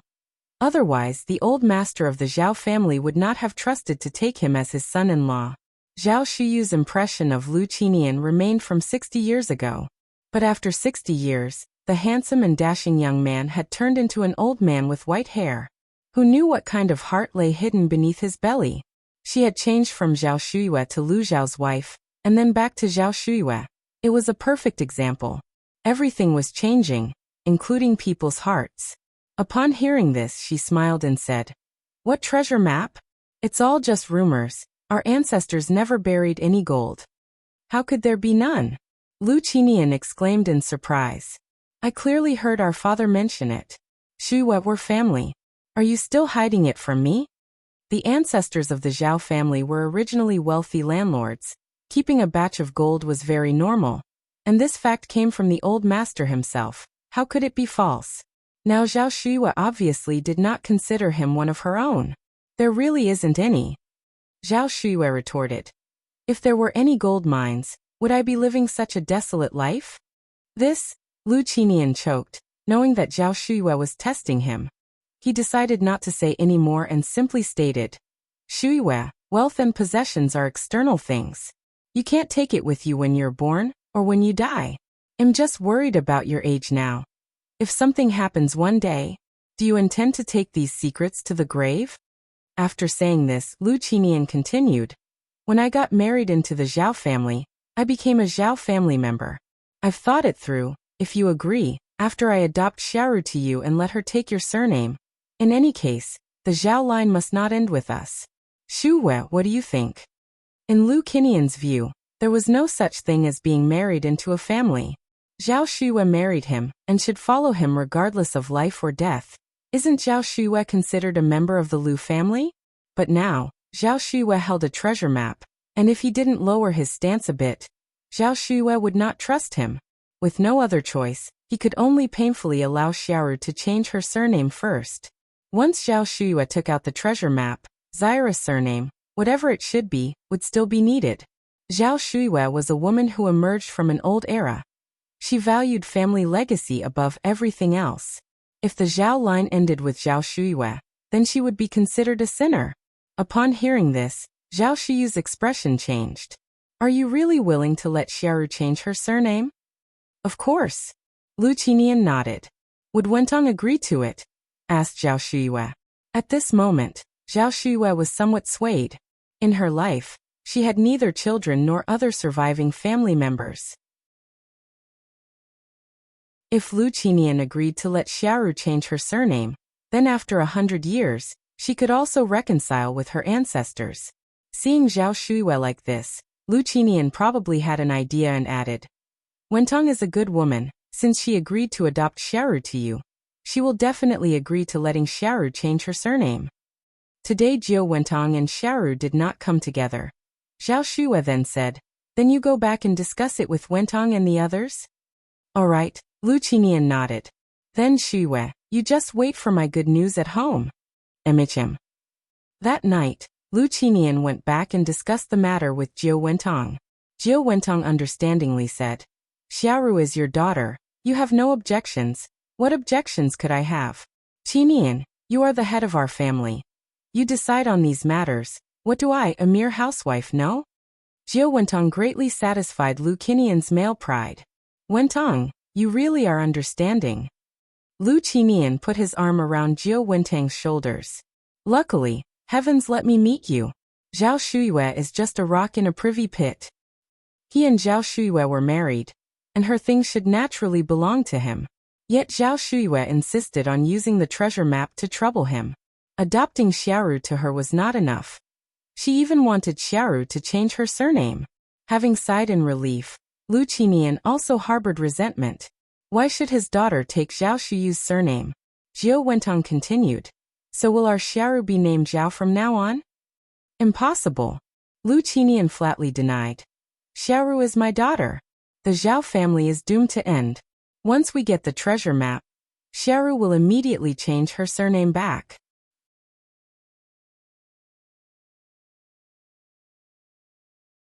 Chapter 955. True Colors. Extremely disgusting. Underfertu. Jiu Wentong nodded. Let's go and discuss this matter with Xiaoru. Okay. The two headed to Lu Ru's room where she was applying nail polish. I don't mind changing my last name. I'm already a Zhao, so shouldn't the Zhao family's heirloom be inherited by me? Lu Ru adored that bracelet ever since she first saw it. That bracelet was made of top-grade turquoise, warm in winter and cool in summer, and it could ward off evil spirits. And it had been passed down since the Song dynasty. Precious indeed. And Ai Yang was just a mere village girl. How could she possibly be worthy of it? Only someone of her noble status deserves such a treasure. Hearing this, Jiu Wentong looked up at Lu Qinian. Lu Qinian smiled and said, since it's a family heirloom, naturally it should be inherited by the rightful heir. Tomorrow let's go to Jinghua village, and you can tell her in person. If Zhao Shuiyue wanted Lu Ru to change her surname, she naturally had to show some sincerity. Besides, that bracelet was originally their family's heirloom. Okay, Lu Ru nodded. The next morning, upon hearing this news, Lu Qi asked somewhat uncertainly, Mom, Dad, are you really agreeing to let Xiaoru change her surname? Lu Qi was still in the dark about the treasure map. He always thought that Lu Qinian truly felt guilty towards Zhao Shuiyue, and that's why he wanted to make it up to her. Lu Ru was the daughter treasured by her parents, and Lu Qi always felt something was unrealistic about this situation. Lu Qinian nodded. Yes, when I was young, I wronged your aunt. It's only right that I treat her better now. Her only regret now is that she doesn't have children, and she's already of such an age. I don't want her to live with that regret. Lu Qinian's words were noble and impressive. As a father, of course, he had to set a good example for his son. Lu Qi was different from Lu Ru. Lu Qi had too strong a sense of justice and was too honest. He spoke and acted without considering the consequences, and would confront anyone he believed to be wrong, regardless of their status. A typical case of high IQ but low emotional intelligence, inept at socializing. If he knew that all this was for Zhao Shuyu's gold mine, he might not even acknowledge his own father.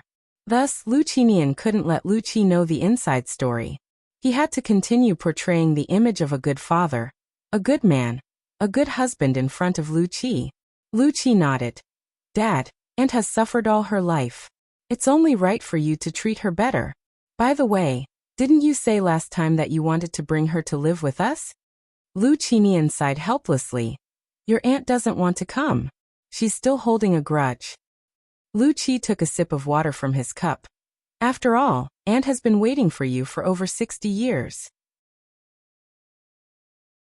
Anyone would feel resentful.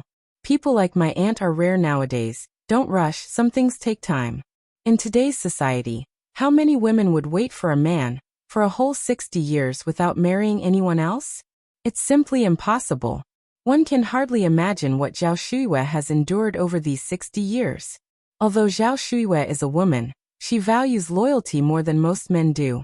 So Lu Qi truly admires Zhao Shuiyue. Lu Qinian patted Lu Qi's shoulder. Don't worry, I know what I'm doing. Lu Qi nodded. In the afternoon, Lu Qinian, Jiao Wentong, and Lu Ru went to Jinghua village together. Lu Ru held a wrapped package in her hand. Aunt, I made these pastries myself, please have a taste. Xiaoru, it's thoughtful of you. Zhao Shuiyue took the package, pulled out a piece of osmanthus cake, and tasted it. Xiaoru, your cooking is really good. The osmanthus cake was indeed soft, glutinous, and sweet. Someone like Lu Ru, a delicate young lady who hardly dips her fingers in spring water, wouldn't know how to make osmanthus cake. It was bought on the way. Lu Ru humbly said. It's not as good as you say, Aunt. As long as you like it, that's all that matters. After eating a piece of osmanthus cake, Zhao Shuiyue continued. Xiaoru, have your parents already talked to you about that matter? Yes, Lu Ru nodded. What do you think? Zhao Shuiyue straightened her expression, not wanting to force Zhao Shuiyue into anything uncomfortable. Lu Ru smiled. Aunt, I've said before, I will treat you like my own mother. Whether my last name is Lu or Zhao, it makes no difference to me. It's all up to you to decide.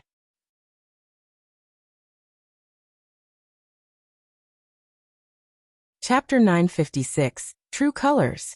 Extremely disgusting. _3. Okay, Zhao Shuiyue nodded, musing inwardly that Lu Ru indeed was a sensible child. Lu Qinian seized the moment. Then let's take care of this matter early. Shuiyue, where is your household registration book? Wentong gave Lu Ru a cue with his eyes. Lu Ru continued. But Big Aunt, I have a small request. Speak. Zhao Shuiyue looked at Lu Ru. Lu Ru proceeded. Big Aunt, once I become your daughter, shouldn't you pass the family heirloom to me? It makes no sense to give the heirloom to a stranger. In any case, Anai Yang had no qualifications or reason to take that bracelet.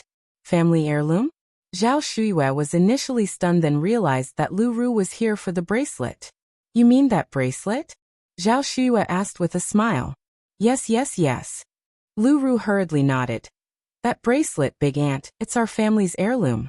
It should never fall into the hands of outsiders. Zhao Shuiyue nodded. Okay, I'll give it to you. A stranger indeed has no right to my bracelet. Speaking of which, there's also the treasure map. She paused deliberately at this point. Hearing the words treasure map, Lu Qinian's eyes lit up with excitement. He had always known the treasure map existed. Wentong was also very excited. I'll give you the treasure map too, Zhao Shuyue continued. I'm old anyway and I can't take these things with me. Are you serious? You'll really give Xiaoru the treasure map? Lu Qinian asked impatiently. Zhao Shuyue nodded. I'll give it, Xiaoru is my only daughter after all. Who else would I give it to? Wentong could hardly believe it. Big sister, are you joking? This cunning old woman, she's finally come around? It felt somewhat surreal. Zhao Shuyue said with a smile. We're all family here. As the saying goes, keep the goodies within the family. If I don't leave it to Xiaoru, who else would I leave it to? I certainly can't take it with me when I die and be buried with it. Oh Shuyue, it's great that you see it that way, Lu Qinian eagerly said. By the way, where is the treasure map? Since you're going to give it to Xiaoru eventually, why not bring it out now? Treasure map. Finally, they could get their hands on the treasure map, making their whole trek from Bay Island to Beijing worthwhile. Yes, big aunt, please bring it out now so I can experience it for myself. Lu Ru was too excited, not believing how easily she had managed to persuade Zhao Shuyue. This crafty old lady wasn't as clever as she'd imagined. Zhao Shuyue said with a smile. Okay, don't hurry, I'll go fetch it. With these words, Zhao Shuyue turned and walked towards the inner room. Lu Ru stood up. Big aunt, let me come with you. Wentong interjected. You child, why still call her big aunt? You should be calling her mom now. Yes, mom, let me come with you. Lu Ru immediately corrected herself. No need. Zhao Shuyue turned her head. Just wait here for me. Lu Ru sat back down and whispered. Dad, can we return to Bay Island once we get the treasure map? Yes, Lu Qinian nodded. Wentong said with a smile. What about that bracelet? Don't you want it anymore? Lu Ru replied. Of course I do. Once that old lady brings out the treasure map, I'll have her take me to Enayang to get the bracelet back. Wentong nodded. In a few moments, Zhao Shuyue, with both hands behind her back, emerged from the inner room. Lu Qinian suppressed his excitement. Shuyue, you're here? Where's the treasure map? Don't rush, I've got it. Zhao Shuyue walked over with a smile, her right hand moving leisurely from behind. Lu Qinian was transfixed, his gaze unblinkingly fixed on Zhao Shuyue's hand. It was the treasure map. It had to be the treasure map in Zhao Shuyue's hand. He had finally seen the treasure map. Soon he would possess a vast fortune. Lu Qinian was overwhelmed with excitement, his heart pounding wildly. Beside him, Wentong and Lu Ru also watched Zhao Shuyue intently. Just then, bang! A flash of cold light, and a cleaver slammed down hard on the table. The room fell eerily silent in an instant. None of the three present had expected that Zhao Shuyue would be holding a cleaver. Zhao Shuyue, putting all her strength into it, forcefully chopped the cleaver down on the table, her cold eyes fixed on the family of three across from her.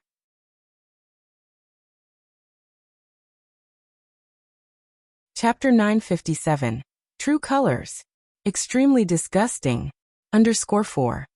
Lu Qinian's face subtly changed, and a sudden ominous feeling rose in his heart, his mouth twitching into a stiff smile. Shuyue, what kind of joke is this? Why bring out a knife all of a sudden? Jiao Wentong quickly caught on, smiling as he tried to smooth things over. Exactly, big sister, what kind of joke is this? Lu Qinian, do you really think I, Zhao Shuyue, am a fool? Zhao Shuyue looked at Lu Qinian. You and your family can get out. Get out right now. Since Lu Qinian spoke of the treasure map yesterday, Zhao Shuyue knew he hadn't come to Beijing out of any remorse. From beginning to end, it was all for that gold mine. If it wasn't for that gold mine, Lu Qinian probably wouldn't even remember her name. Zhao Shuyue was no fool. To see this family's true colors, she had played along with them, only to find they indeed came for the treasure map. What utter shamelessness. Her 60 years of waiting, watching over mere ingrates. It was almost laughable. Shuyue, you must be misunderstanding something? Lu Qinian tried to calm himself. I can explain. What actually is going on with this Zhao Shuyue? How could her demeanor change so suddenly? She was nothing like the understanding Zhao family's fourth miss from back then. No need for explanations. Just leave. Zhao Shuya picked up the kitchen knife, pointing it towards the door. Lu Ru swallowed hard. Mom, please calm down. Zhao Shuya turned to look at Lu Ru. You should look at yourself in the mirror. With what weight do you claim to be my daughter, Zhao Shuya? At a time like this, Lu Ru dared to shamelessly call her mother. It was truly the craftsmanship of Lu Qinian's nurturing. How had she failed to see their true nature earlier? Big sister. Jiao Wentong spoke up. Zhao Shuya looked at Jiao Wentong.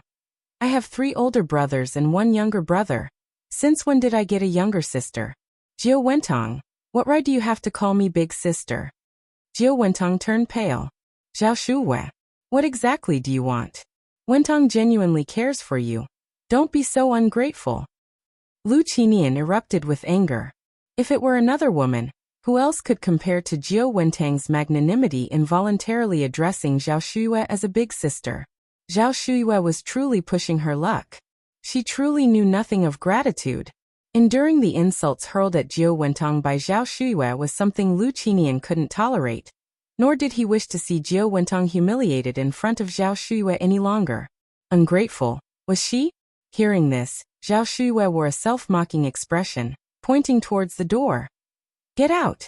Get out of my sight this instant! Lu Qinian, let me be honest with you. Our family ancestors indeed hid a stash of gold, not just gold but also many precious silks and exotic treasures. The treasure map is here with me, but you will never lay your hands on this map. I'd rather burn it, throw it away, or feed it to stray dogs than let a villain like you have it. Lu Qinian wanted that treasure map, didn't he? She would let him taste the torment of desire unfulfilled. Hearing this, Lu Qinian felt terrible. He had known that Zhao Shuya definitely possessed the treasure map. That damned old hag. She was doing this on purpose. She had purposely set a trap for him. She had purposely made him suffer. And to think she didn't care at all about their past affection as husband and wife. Lu Qinian wanted to rage, but faced with the treasure map, he had no choice but to suppress his anger. Shuya, I'm sorry. I was wrong just now. My words were reckless, unintended. Wentong is a good woman. Please don't speak like this about her. Jiao Wentong immediately cried out. Big sister, I've already told you if you're bothered by me, I can divorce Haoshan. I don't want anything. I just want you two to be happy. The couple played their roles well, almost convincingly. If it had been before, Zhao Shuya might have believed them. But now not anymore. Lu Qinian continued. There's a saying, a day of marriage endures 100 days of grace. Shuya, we were a loving couple for 2 years after all. I genuinely want to make it up to you, to adopt Xiaoru as your daughter. Don't you hold any affection for our past at all? Lu Qinian was 2 years older than Zhao Shuya. She was 16 when they married. And they separated when Zhao Shuya was 18. Zhao Shuya and Lu Qinian had grown up together, childhood sweethearts, innocent and carefree.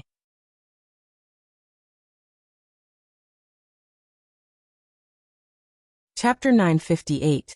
True Colors. Extremely disgusting. _5. What a pity, it could never go back to how it was. Now, the person before her eyes was no longer the bedfellow of the past. Now when mentioning the past, Zhao Shuya could only feel irony and ridicule. Don't bring up the past with me, Lu Qinian. You don't deserve it. My father was blind to save you from the snow all those years ago.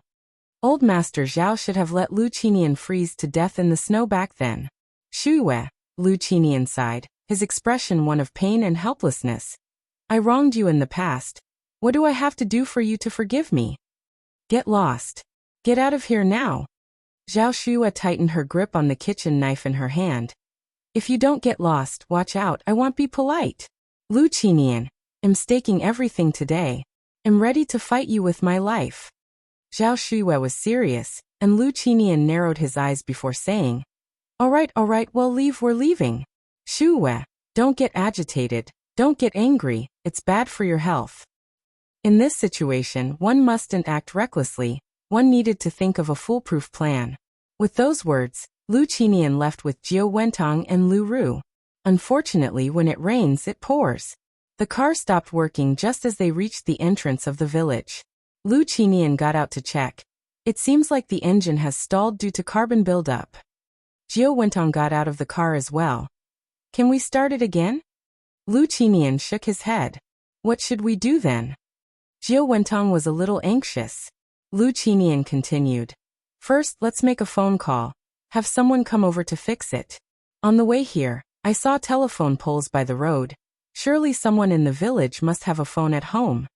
In those days, not many families had a phone installed, and finding out which home had a phone was simple. Just follow the telephone poles. Naturally, it was up to the women to knock on doors, so Jiao Wentong went to a house with a telephone to knock. The door opened quickly. The door was opened by a beautiful young woman in her 30s or 40s, with a strangely familiar feeling to her. Jiao Wentong squinted her eyes and smiled. Miss, may I use your phone please? As Jiao Wentong felt the familiarity, Anai Tsuehua also felt that Jiao Wentong looked familiar. Who is this? Why did she feel like she had seen her somewhere before? Anai Tsuehua hesitated for a moment, then said, Come in. Thank you. Jiao Wentong expressed her gratitude. Once inside the courtyard, Jiao Wentong was taken aback, not expecting a seemingly ordinary rural courtyard to hide such wonder. There was a telephone in the living room. Go ahead. Jiao Wentong thanked her again, picked up the phone, and as she lifted the receiver, her light red sleeve slid down her wrist due to her movement, revealing a brown scar on her fair skin, as if bitten by something. Anai Tsuehua frowned slightly, feeling a headache at the back of her head. Why did she find this scar so strange? It didn't take long for Jiao Wentong to make the call. Miss, thank you so much. How much is the phone bill? I'll pay you. Anai Tsuehua smiled and said, Everyone faces difficulties away from home. You didn't even make a minute's call. There's no need to pay. Is there a guest at home? Old Lady Zheng came in with little Anai Yin from the outside. Anai Tsuehua said, This elder sister's car broke down at the entrance of our village, so she came to use our phone. Old Lady Zheng nodded. I see. But looking up, she found the person strangely familiar. Is this a young version of Dr. Jiang? Old Lady Zheng was stunned. Jiao Wentong was also shocked. She hadn't expected to accidentally stumble into Old Lady Zheng's home. Could this person be Old Lady Zheng's daughter from the countryside? No wonder she always felt Anai Tsuehua was so familiar. Jiao Wentong didn't want to stay any longer. Suppressing the panic in her heart, she smiled and said, Miss, thank you. My husband and child are still waiting for me there, so I'd better leave now. All right. Anai Tsuehua nodded. After Jiao Wentong left, Old Lady Zheng said, Ting Ting, don't you think that young lady looks especially like someone? Anai Tsuehua replied, I also think she looks very familiar, just can't place where I've seen her. Old Lady Zheng continued, She looks like Dr. Jiang. With that said, it suddenly dawned on Anai Tsuehua. Right. Mom, you're right. She does indeed look like Dr. Jiang. Even the eyes are exactly the same.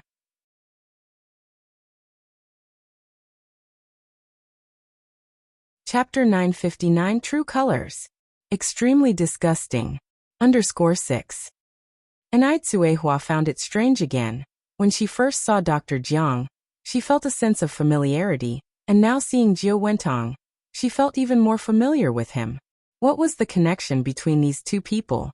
Moreover, the feeling of familiarity that Jiao Wentong evoked in her seemed even stronger. It was as if something in her mind was on the brink of bursting forth. Very strange. Why would that be? Mom, does Dr. Jiang have any other siblings?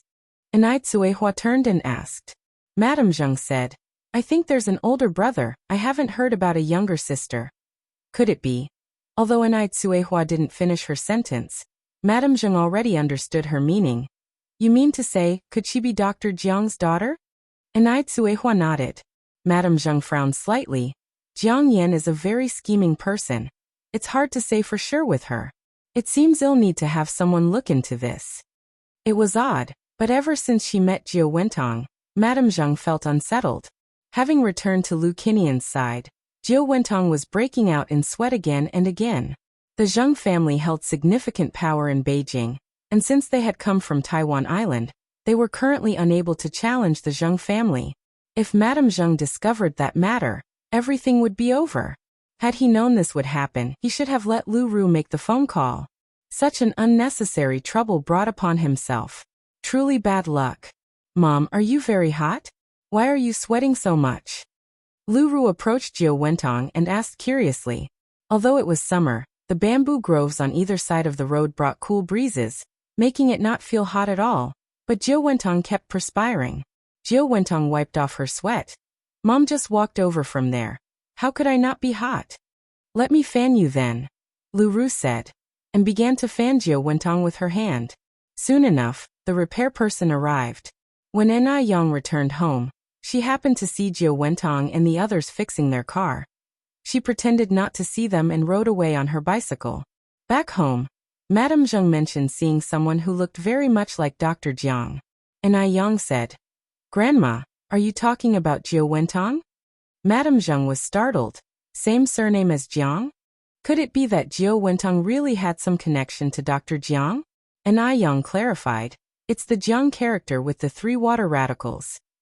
Oh, Madame Zheng nodded, I see. Grandma. Enai Yang suddenly became more serious.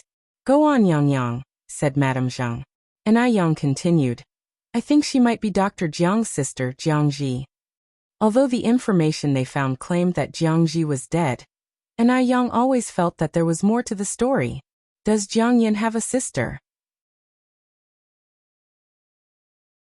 Madame Zheng found it strange, as she had never heard Dr. Jiang mention having a sister.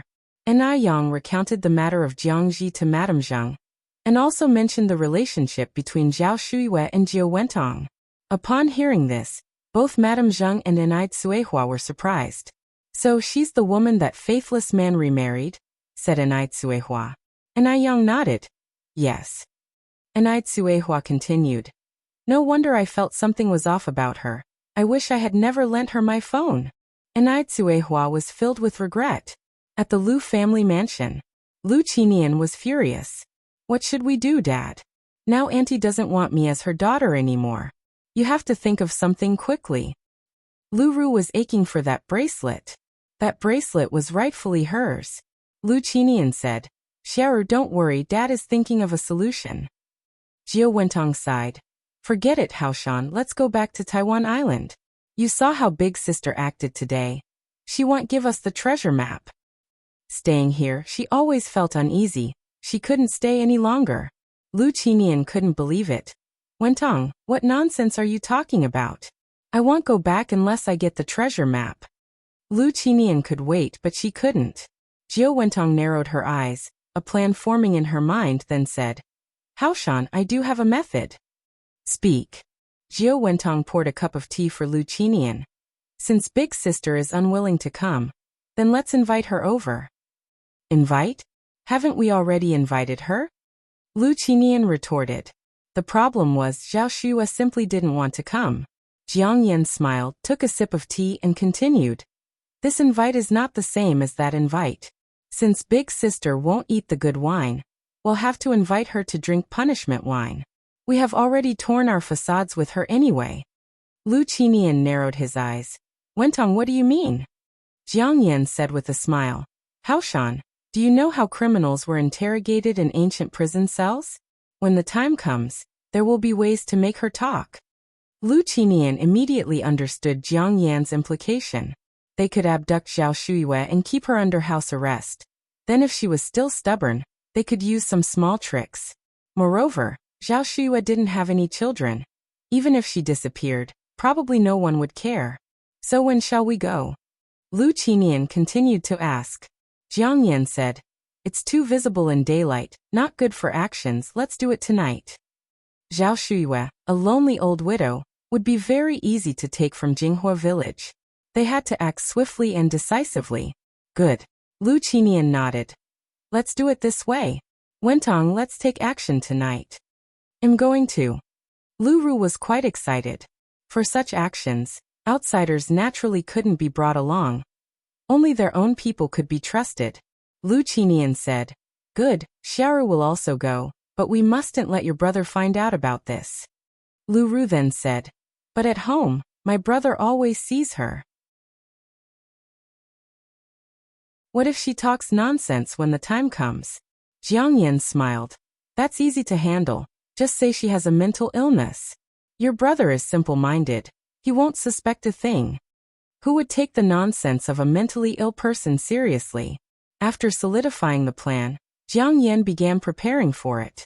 As the moon rose over the willow tips, a sedan quietly left the mansion. The surroundings were enveloped in darkness, absolutely quiet. At midnight, in an era without internet, was the prime time for people to be deep in slumber. The black sedan, shrouded in darkness, quietly drove into Jinghua village, its headlights illuminating the road ahead brightly. Because Jinghua village had a good ambience, few people kept dogs, so when the car entered, besides the engine noise, there was almost no other sound. But the engine's sound and the light startled the resting birds on the trees. Chirp! Who of sound mind would care about the birds in the trees?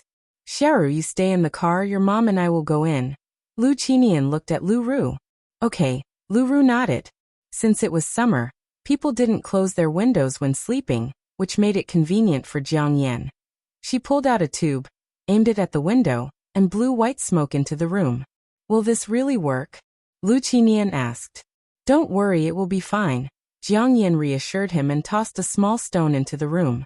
Seeing that even the noise of the stone hitting the ground didn't wake Zhao Shuiyue, Lu Qinian breathed a sigh of relief.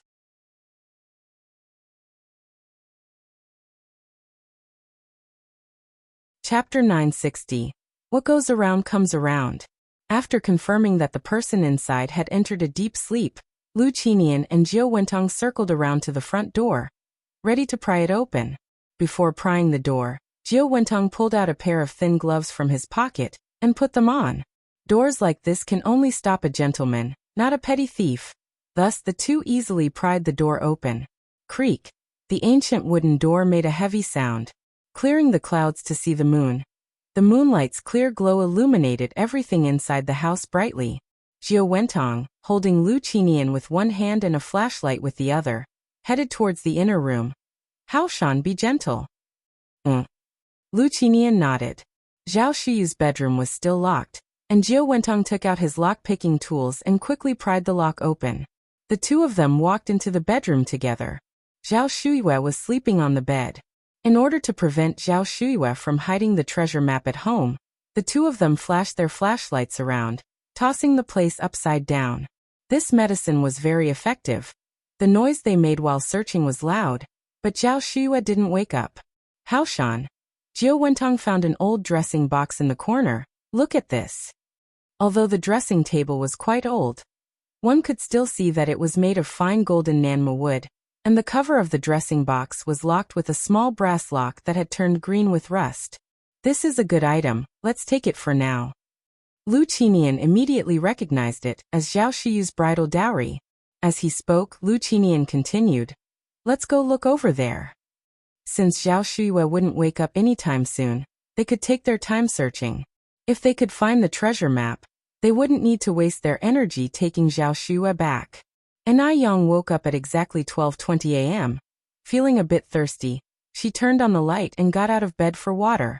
Even though the day was very hot, the night wasn't hot at all. A cool breeze was blowing in from the outside, making one feel refreshed. Anai Yang drank water while looking out the window.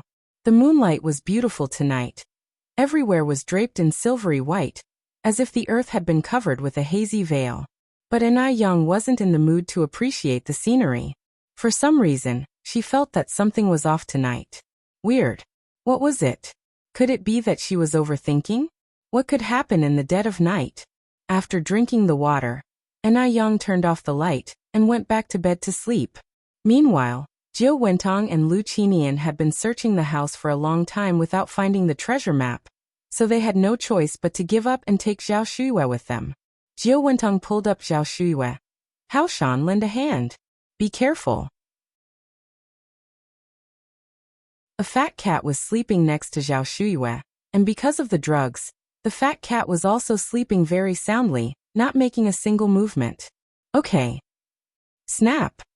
Just then, a little bird that had been perched on the windowsill suddenly spread its wings and flew out. the sudden sound startling both Lu Qinian and Jiao Wentong in the room.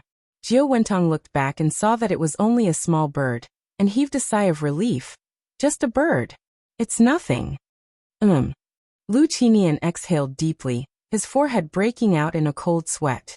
The bird that just flew away wasn't ordinary, it was Duo.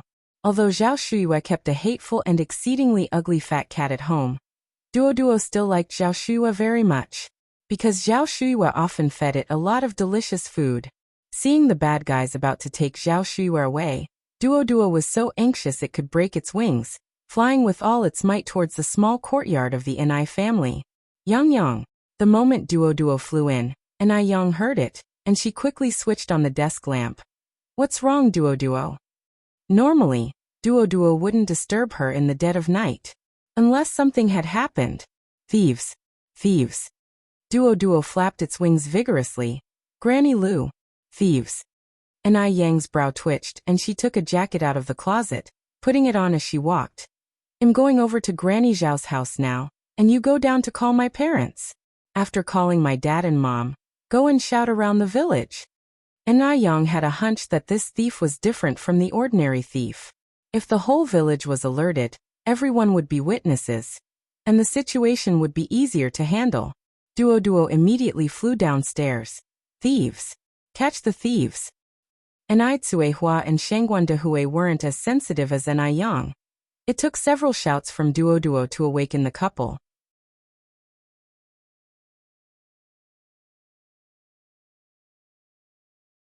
Chapter 961.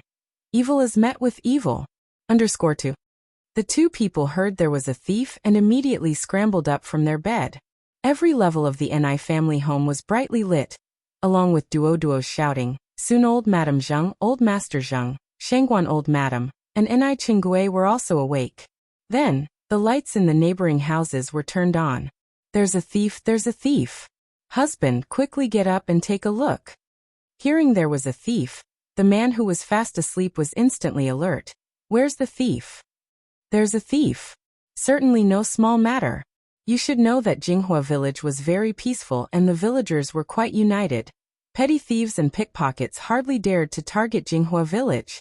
Yet tonight a thief had actually come. I don't know, you quickly go out and take a look. All right.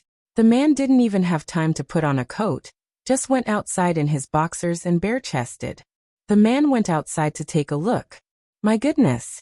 Nearly the entire village, men and women, young and old, had all gotten up. The crowd was noisy. The man went back inside. Seems like Auntie Liu's place has attracted a thief. Oh, go over and take a look. You watch the children at home, lock the door, and don't open it for anyone. Zhao Shuyue was a widow and an elder in the village, without sons or daughters, so her affairs were everyone's concern. Her home having drawn a thief, everyone definitely wouldn't stand by idly. The people of Jinghua village were not to be trifled with. Take this with you. The woman casually picked up an axe and handed it to the man. Take it for self-defense. If that thief dares to bully Auntie Lu, use this to chop him. All right. Then I'll go first, you watch the children at home. The man took the axe and ran outside. It was night, but Jinghua village was busier than during the day. Suddenly, the village was ablaze with lights and filled with a noisy tumult, which scared the living daylights out of Jiao Wentong and Lu Qinian. Fortunately, they had already put Zhao Shuyue in the trunk of the car. To prevent Zhao Shuyue from causing trouble during the transport, Jiao Wentong had tied her hands and feet with ropes and gagged her mouth with a towel. Quick! Haoshan, let's get in the car. Jiao Wentong urged Lu Qinian. Because his parents hadn't come over, Lu Ru had fallen asleep in the car and now mumbled groggily. Mom, Dad, why did you only just get here? I was getting so anxious. Lu Qinian didn't have time to explain anything, hurriedly got into the passenger seat, and was about to close the door when a pale, slender hand pressed on the car door, seemingly without much effort. But no matter how hard Lu Qinian tried, he couldn't close the door. Uncle Lu, what are you trying to do this late at night? The owner of this hand was none other than Enai Yang. Suppressing the panic in his heart, Lu Qinian replied with a smile. Oh, it's Yang. I was just visiting your Grandma Zhao's house. And Young narrowed her eyes. Paying a visit in the middle of the night? Lying through your teeth. Jiao Wentong joined in with a smile. We just came to check on big sister. It's getting late, we should be heading back.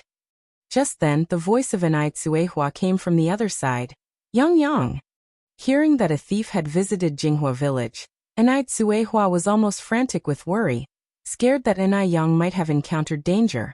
No matter how capable Anai Yang was, she was still just a young girl, and there wasn't a mother in the world who wouldn't be concerned about her own daughter. Mom. Anai Yang looked back. In the time it took to speak, taking advantage of Anai Yang looking away, Jiao Wentong immediately shut the car door. Haoshan, let's hurry and go. Lu Qinian slammed on the accelerator, and the car shot out like a rocket. Anai Yang curved her lips slightly, not in a hurry, just looking ahead like that, her composure unshakable. Seconds later, a piercing screech of brakes was heard from the front. SSS.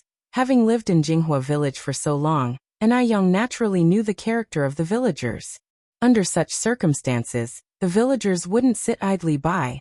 In front, the villagers were hand in hand, holding flashlights, and had encircled the black sedan from inside and out so tightly that not a drop could get through. Yang, are you all right? Anai Tsuehua and Shengwan Dehui ran up to Anai Yang. Anai Yang shook her head. I'm fine. Mom, you and Dad go check on Grandma Zhao. I'll go see what's happening with Lu Qinian and the others. Okay.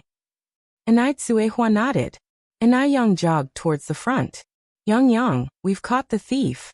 Seeing Anai Yang approach, the crowd spontaneously opened a path for her.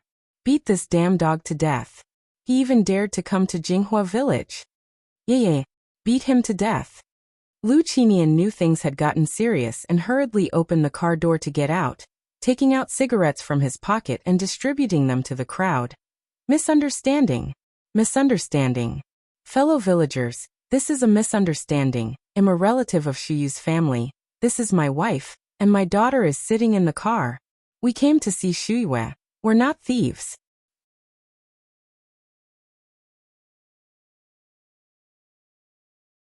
Chapter 962.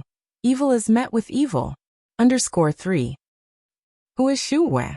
The matter about Zhao Shuyue hadn't spread through the village yet, so everyone knew her only by her last name Lu and didn't know her real name.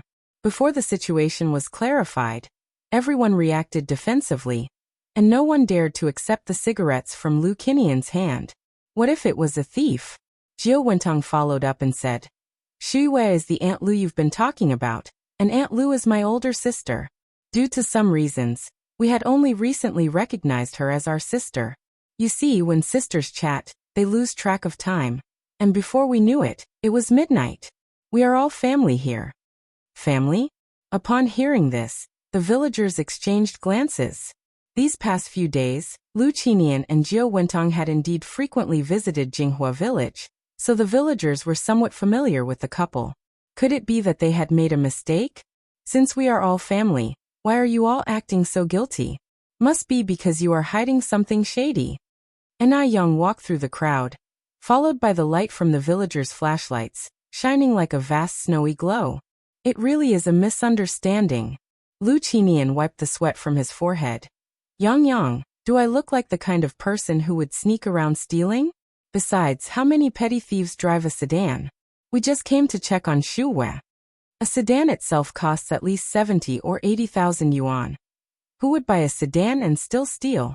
It must be said, Lu Qinian's words did make some sense.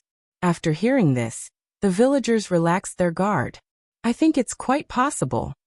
Anai Yang crossed her arms and looked down on Lu Qinian. Psychology says that people sweat profusely when they are highly nervous. Uncle Lu, is it very hot tonight? Saying this made Lu Qinian even more nervous. For some reason, even though Anai Yang was just a teenager, he couldn't help but feel incredibly anxious, with cold sweat layering his back. He couldn't control it.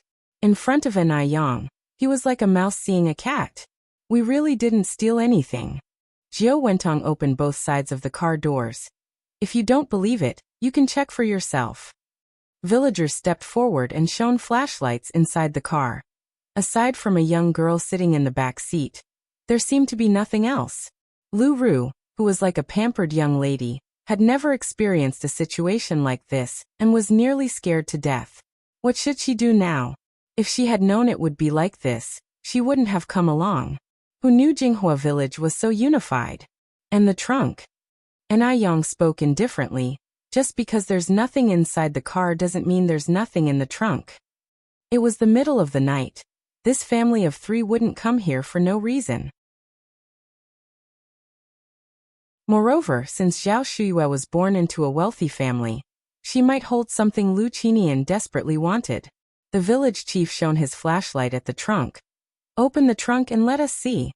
Hearing the word trunk, Lu Qinian swallowed hard, the nervousness he had suppressed now surging back. His mind went blank. Jiao Wentong was quicker to react, pressing her hand against the trunk. The trunk contains our private items. It's not appropriate to show you. Even the police need a search warrant to search, and you have no right to inspect our trunk. Seeing Jiao Wentong act this way, Lu Qinian quickly stood in front of the trunk. If someone saw what was inside the trunk, they couldn't clear their names even if they jumped into the Yellow River. Why had the night turned so bizarre, rousing the entire village? Lu Qinian felt extremely unsettled. Search, ordered the village chief. Just as 2 villagers were about to come forward, Jiao Wentong continued, you want to search our trunk without a warrant? That's illegal. It's an offense that could land you in jail. Jail. Hearing this, the 2 villagers who were about to proceed instinctively stopped. In such good times, who wanted to end up in jail? Just then, Enai Tsuehua and Shangguan Dehui came running from behind, panting. Yang, your Grandma Liu's house has been turned upside down. And she's not at home. Maybe because she was used to calling her Grandma Liu. Enai Tsuehua had a hard time changing her way of addressing. Hearing this, the nearby villagers immediately perked up again.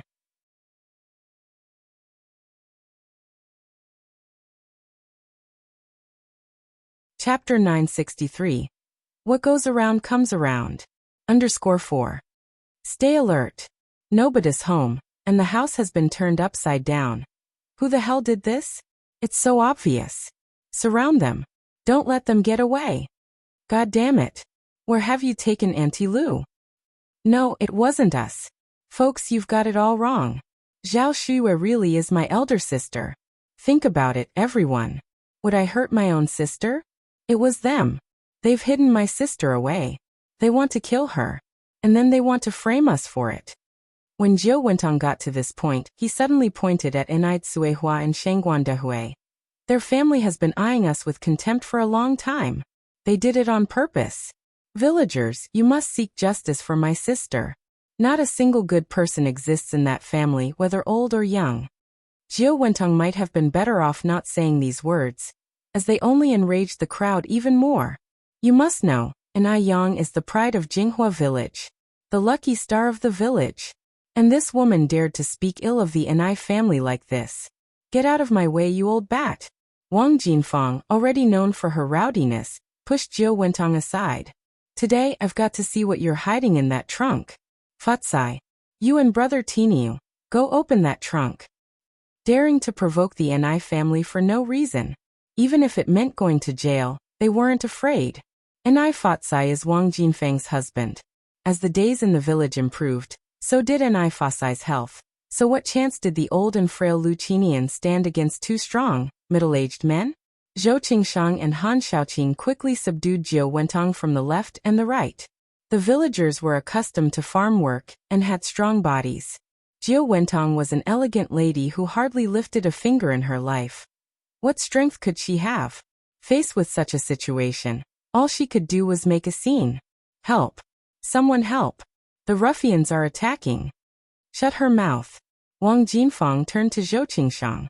Zhou Qingshang produced a piece of black and smelly cloth from nowhere, and stuffed it directly into Jiao Wentong's mouth. No sooner had they gagged Jiao Wentong than Enai Fatsai and Wang Tiniu opened the trunk. Clack! With that sound, the hearts of Jiao Wentong and Lu Qinian sank, and a chill ran through their bodies. It's over. It's all over. No one expected Zhao Shuiyue to be in the trunk. Zhao Shuiyue was bound hand and foot with white ropes, a towel stuffed in her mouth, curled up in the trunk. Next to her feet lay an old vanity case. Seeing this, everyone was shocked. Even Yang didn't see it coming, that Lu Qinian and Jiu Wentong could be so cruel and ruthless. Why would they kidnap Zhao Shuyue? Woo woo.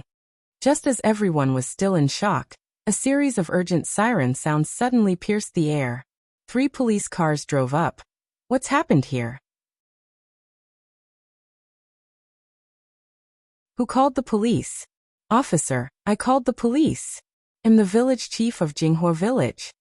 The village chief stepped forward. These thieves not only came to our village to steal, but also kidnapped one of our elderly residents. Now we've caught them red-handed. With Zhao Shuyue still bound and folded in the trunk, and with so many eyewitnesses present, there was no way they could deny it. The police immediately untied Zhao Shuyue. Is there a doctor among you? I am. Yang stepped forward. You. The young officer hesitated for a moment, then said, then please check on this elder for us. Of course. Yang nodded and knelt down to take Zhao Shuyue's pulse, then checked her eyelids. Granny Zhao has inhaled some kind of toxin that has caused her to become comatose. Her condition is not good. She needs for treatment immediately. Officer, I'm going to take Granny Zhao to the hospital right away. Although traditional Chinese medicine is powerful, sometimes it can't do everything alone, and a combination of Western and Chinese medicines is needed. The toxin itself was not very harmful to the human body, but Zhao Shuyu's special constitution meant that she needed immediate fluids, and then acupuncture treatment. The young officer nodded. Xiaosun and Xiaoma, go with this comrade to the hospital. All right. Xiaosun and Xiaoma immediately helped carry Zhao Shuyue to the vehicle. Xiaoma was the driver. Yang frowned slightly. Officer, Granny Zhao's condition is very special. She needs to get to the hospital within 10 minutes. Let me drive.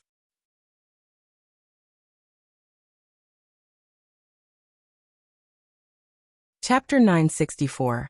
What goes around comes around. _5. 10 minutes? It would take at least 30 minutes to reach the nearest hospital at top speed. 10 minutes is simply impossible. Comrade, are you kidding? Xiaoma asked incredulously. No. Yang replied seriously.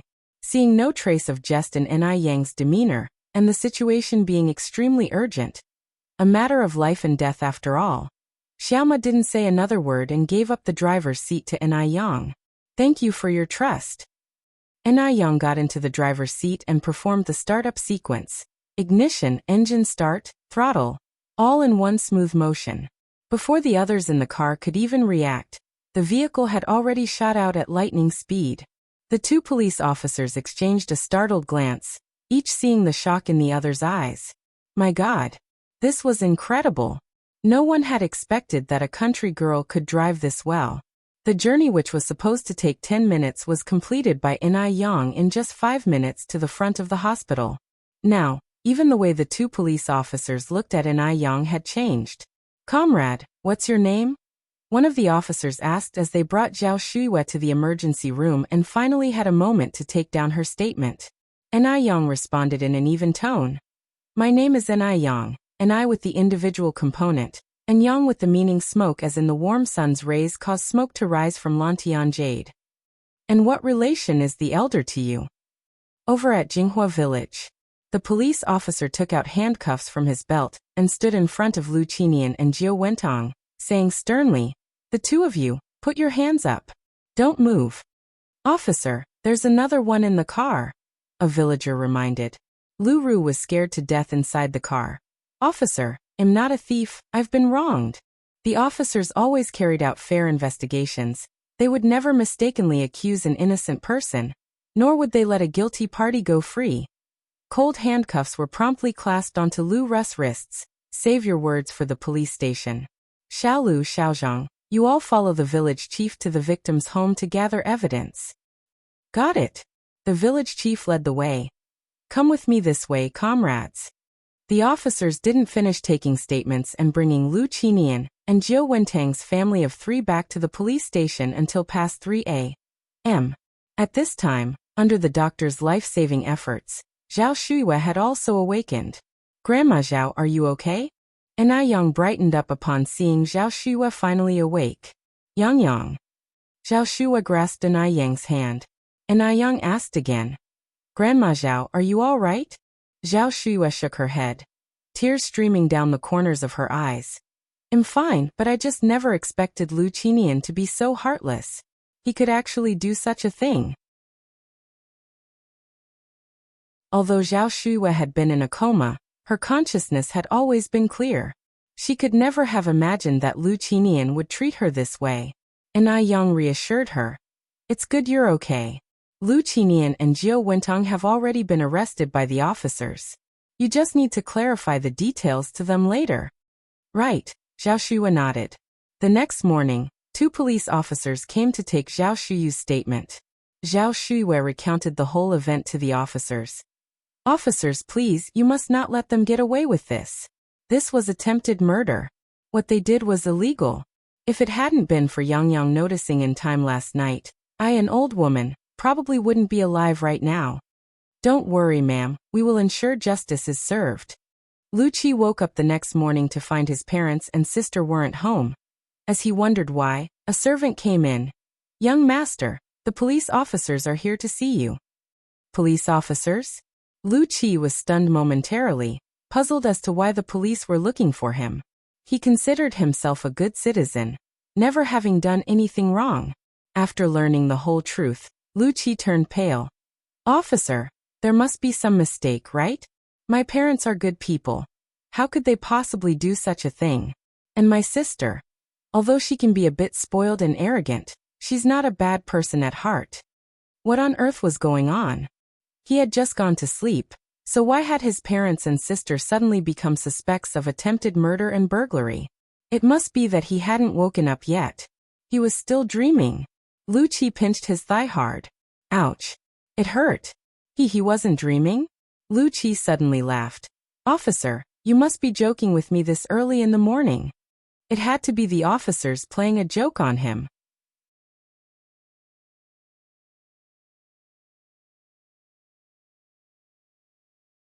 Chapter 965. What goes around comes around. _6.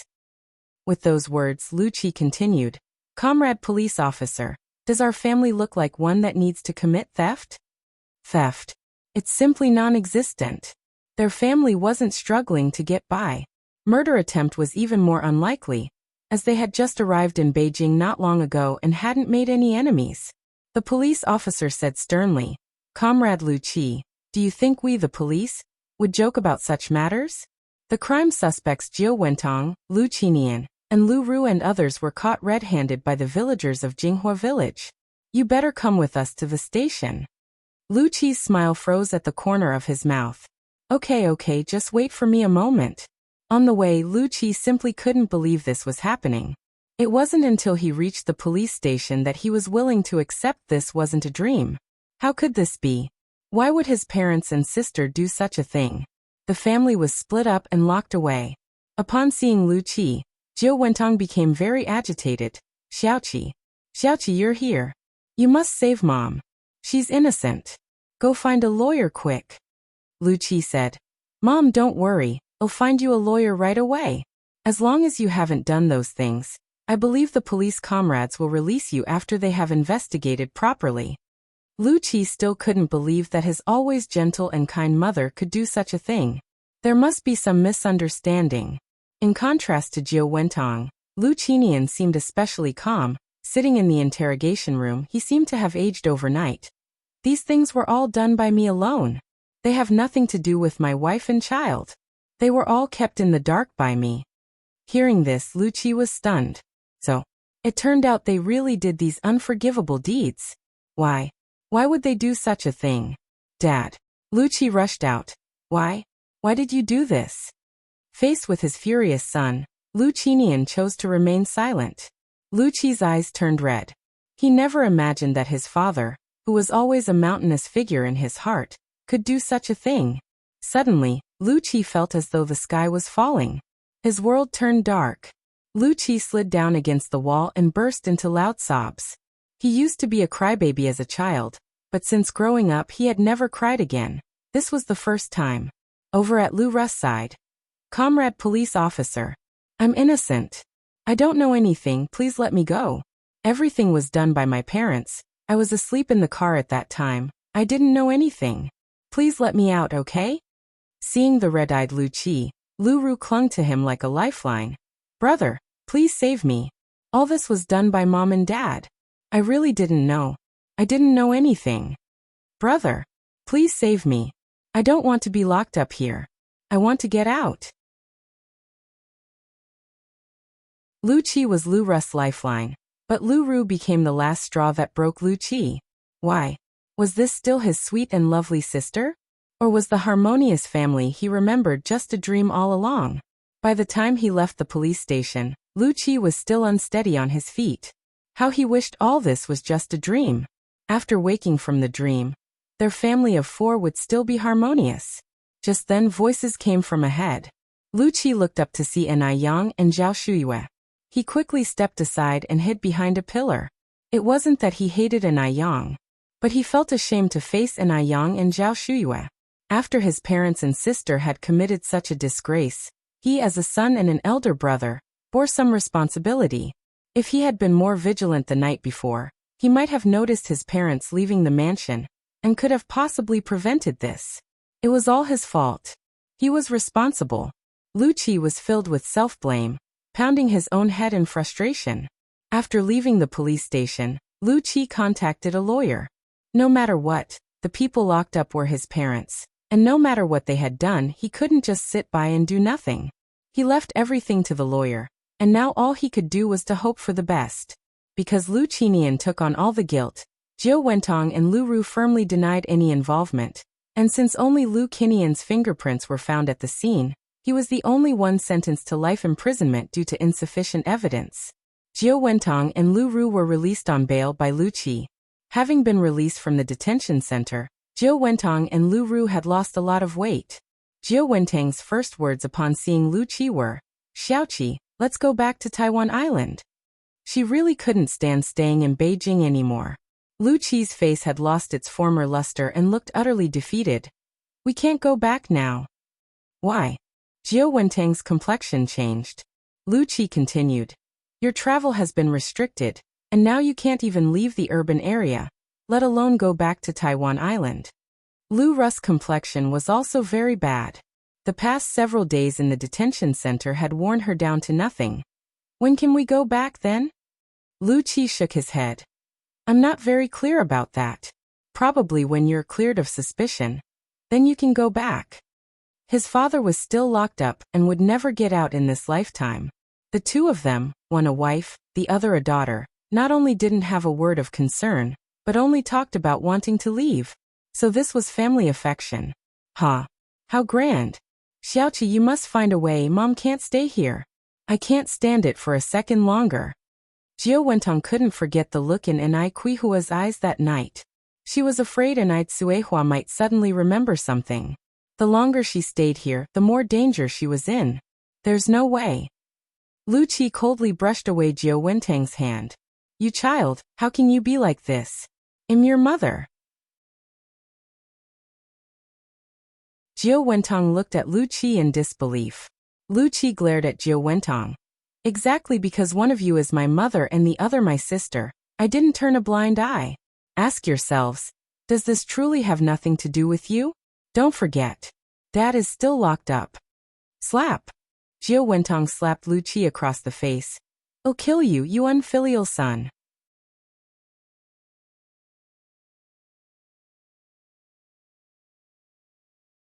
Chapter 966.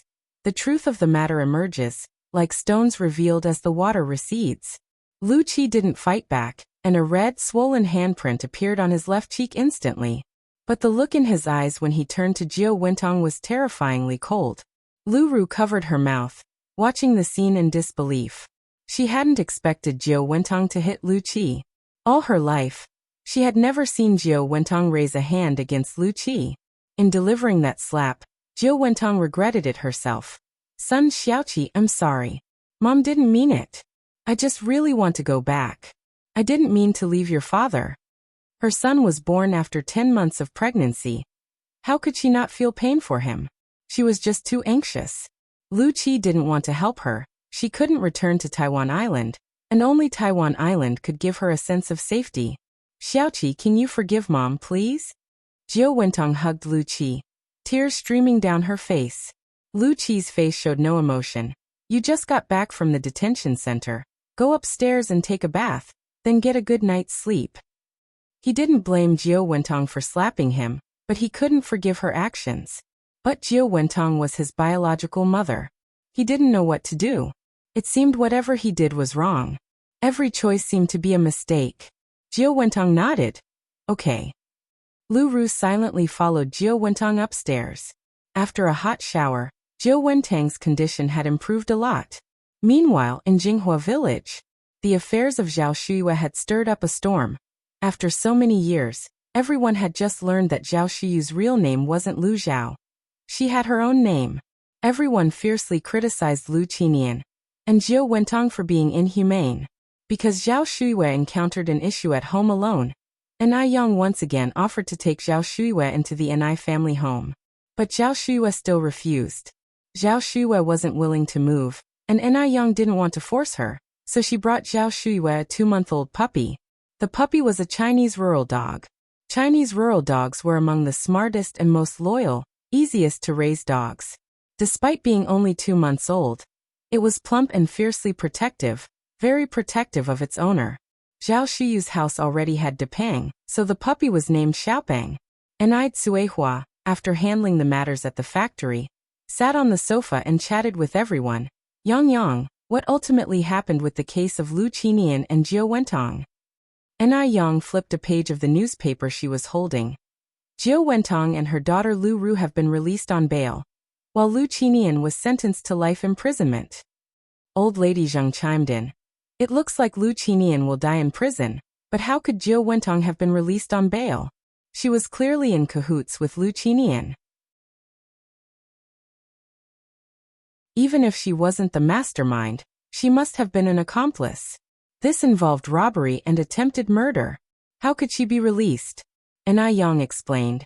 Because Lu Qinian took all the blame himself, and only his fingerprints were found at Grandma Zhao's house. The police had no choice but to release her. Though Jiao Wentong has been released on bail, she still hasn't been cleared of suspicion, and is not allowed to travel freely. The situation was twofold. While Lu Qinian wasn't a good husband to Zhao Shuyue, he was an invaluable husband and father to Jiao Wentong. Such a person was both pitiable and detestable. Old Lady Zheng nodded. I see. I didn't expect Lu Qinian to have such resolve. Anai Tsuehua frowned slightly.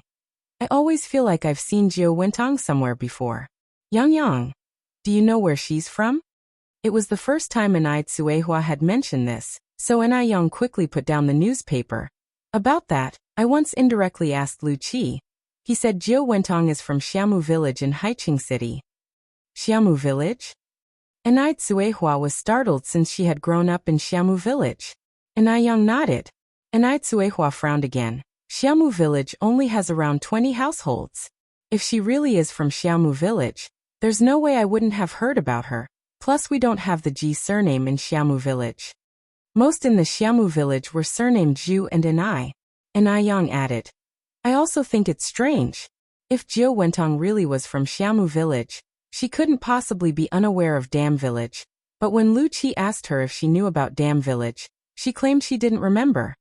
Xiamu village and Dam village are adjacent. If Jiao Wentong truly came from Xiamu village, she couldn't possibly be unaware of Dam village. But if Jiao Wentong wasn't from Xiamu village, then how did she know about it? And why did Anai Tsuehua find her so familiar?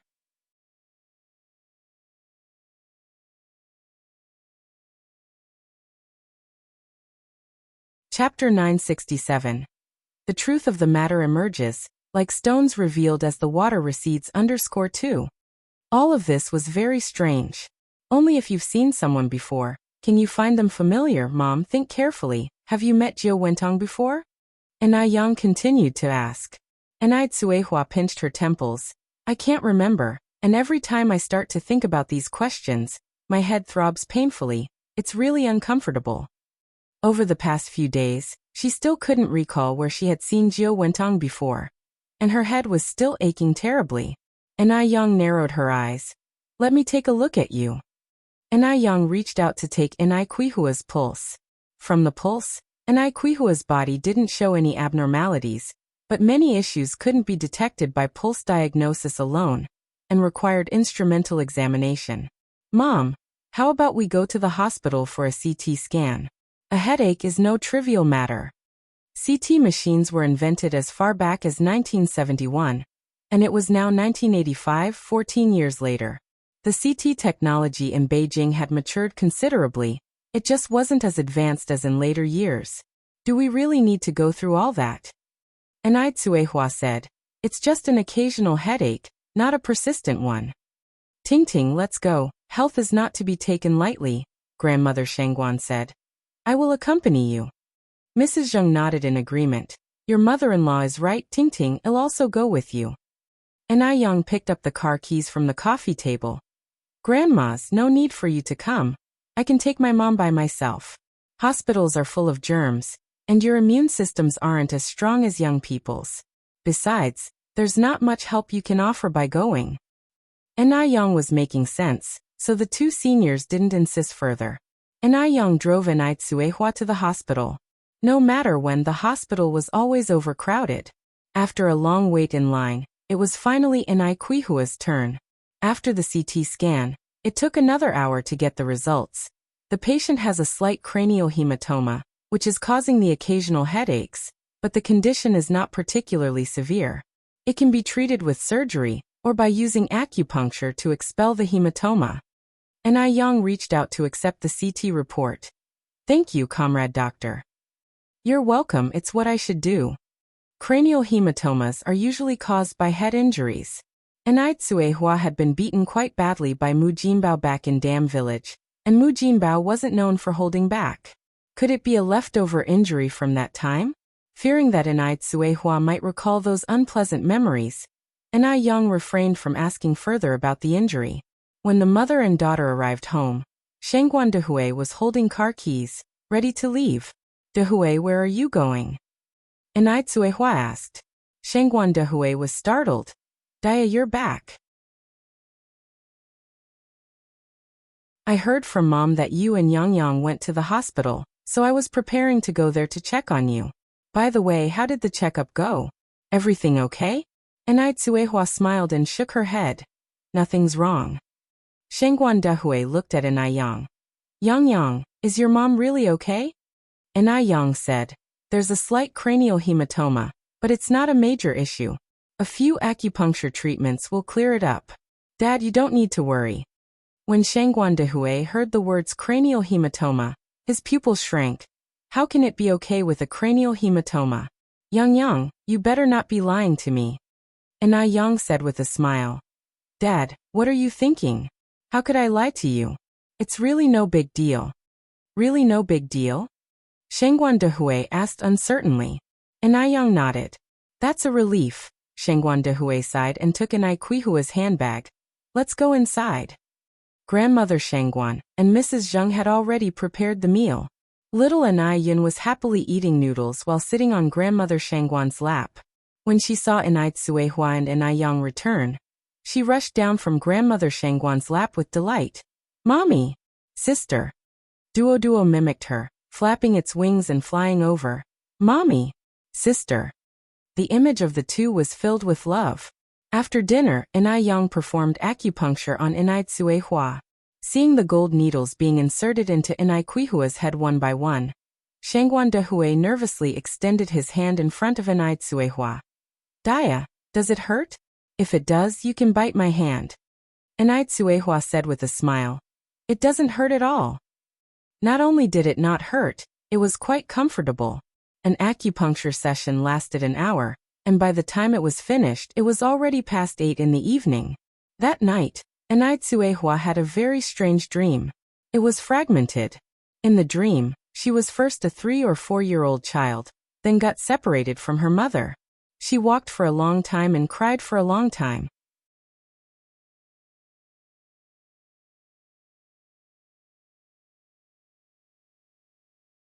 Chapter 968. The truth of the matter comes to light _3. Panic, helplessness. Fortunately, on her way, She encountered a kind old lady who took her back home when she couldn't find her mother. The scene switched, and people from a village all gathered at the old lattice house to watch the excitement. The child, who was 3 or 4 years old, could already speak and successfully return to Beijing with the help of the village chief. Just as she was about to return home, Enai Tsuehua suddenly woke up. Despite the coolness of the room, a layer of cold sweat broke out on Enai Kuihua's face. Enai Tsuehua fumbled to switch on the lamp and sat up leaning against the headboard. "What's wrong, Dia?" Shengguan Dehui groped for his glasses on the bedside table and put them on. "Did you have a nightmare?" "Yes," Enai Tsuehua nodded. "Don't be afraid," Shengguan Dehui patted Enai Kuihua's back. "Dreams are the opposite of reality." "I feel like I dreamed about my childhood," Enai Tsuehua said, "but I'm not sure if that was me." Strange to say, a child of 3 or 4 should have their own memories. Although incomplete, there should be some, but Enai Kuihua's memories of her childhood were extremely vague. She couldn't remember anything before the age of 5 or 6. "What did you dream about?" Shengguan Dehui asked as he got out of bed to pour water for Enai Tsuehua. Enai Tsuehua took the water glass, drank a sip, and then began to describe that strange dream. Shengguan Dehui adjusted his glasses. "I think what you dreamed about is very likely to be true. Sometimes the mind forgets, but the subconscious remembers." Enai Tsuehua said, "But I clearly dreamed that the village chief grandfather sent me back to Beijing, so why did I end up in Xiamu village later?" Shengguan Dehui slightly furrowed his brows. "Maybe the you in the dream was so eager to go home that the part about returning to Beijing was also added by your subconscious? Is that so?" Enai Tsuehua asked. Shengguan Dehui glanced at his watch. "It's only 1 in the morning now, and I don't have to work tomorrow since it's Saturday. To prevent you from having another nightmare, why don't we do something meaningful?" Enai Tsuehua rolled her eyes at Shengguan Dehui. "Turn off the light." Once the light was turned off, darkness enveloped the whole room, swallowing all sounds. Enai Tsuehua typically got up every morning to cook breakfast, but this morning, the person in the kitchen was Shengguan Dehui. "Dad, why is it you?" Enai Yang expressed her surprise. "I thought it was Mom." Shengguan Dehui rinsed the pot with water. "Your mom didn't sleep well last night, and I don't have to work today. Yang, what would you like to eat?" "Oh, make it." Enai Yang opened the fridge and took out a bottle of mineral water. "I'm fine with anything you decide." "That sounds good," Shengguan Dehui smiled. "Then I'll just whip something up." "Okay." Enai Yang took the mineral water. "I'll go for a run first." "All right," Shengguan Dehui nodded. Enai Yang went for a run every morning. At 6 in the morning, the sun was just rising. The sky was a clear blue, a gentle breeze was brushing through, birds chirped around, the rich fragrance of honeysuckle lingered in the air, and by the road, the farmland was filled with roses and portulaca. The endless view was absolutely refreshing. As soon as Enai Yang stepped out, Duo followed. "Good morning, Yang. Good morning, Duo." Duo flapped its wings. "Good morning. Good morning." Duo didn't know many phrases, sometimes repeating the same phrase dozens of times, even more repetitive than a loop machine. Along the road as they encountered villagers at work, Duo kept repeating "good morning." Everyone was amused by Duo first thing in the morning, starting the day in a cheerful mood. Duo is really smart. It's Yang's good upbringing. Indeed. My boy at home saw how well Duo was raised and caught a mina to rear a month ago. Just when it learned to fly, it disappeared. What a waste of time raising it. Lu family mansion. Jiao Wentong did not sleep well last night. Every time she closed her eyes, she recalled her experiences in the detention center. She didn't want to go to prison. Not at all. What should she do? Once that thing was discovered, she would be ruined. Jiao Wentong sat on the bed, painfully clutching her hair. If only she had never come back. She regretted it. Lu Qinian being locked up was secondary. She never truly loved Lu Qinian. Seriously, who in their right mind would fall in love with a man 30 to 40 years older than themselves? She was worried about her own safety. If she had not come back, she wouldn't have encountered Enai Tsuehua, and if she hadn't met Enai Tsuehua, and Suehua might not have remembered those things.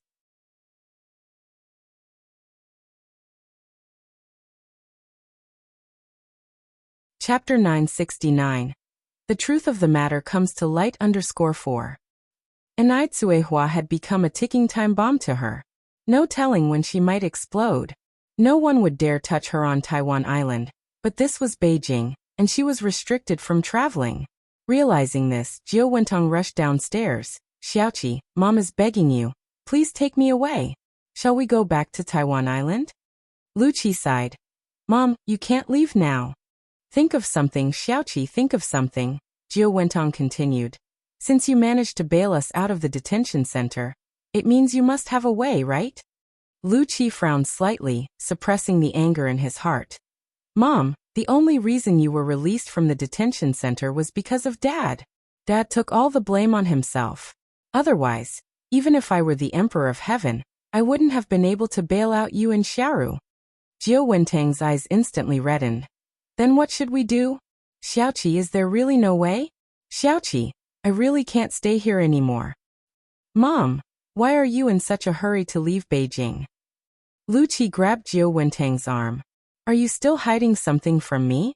How much more were they hiding from him? Jiao Wentong instinctively avoided Lu Qi's gaze.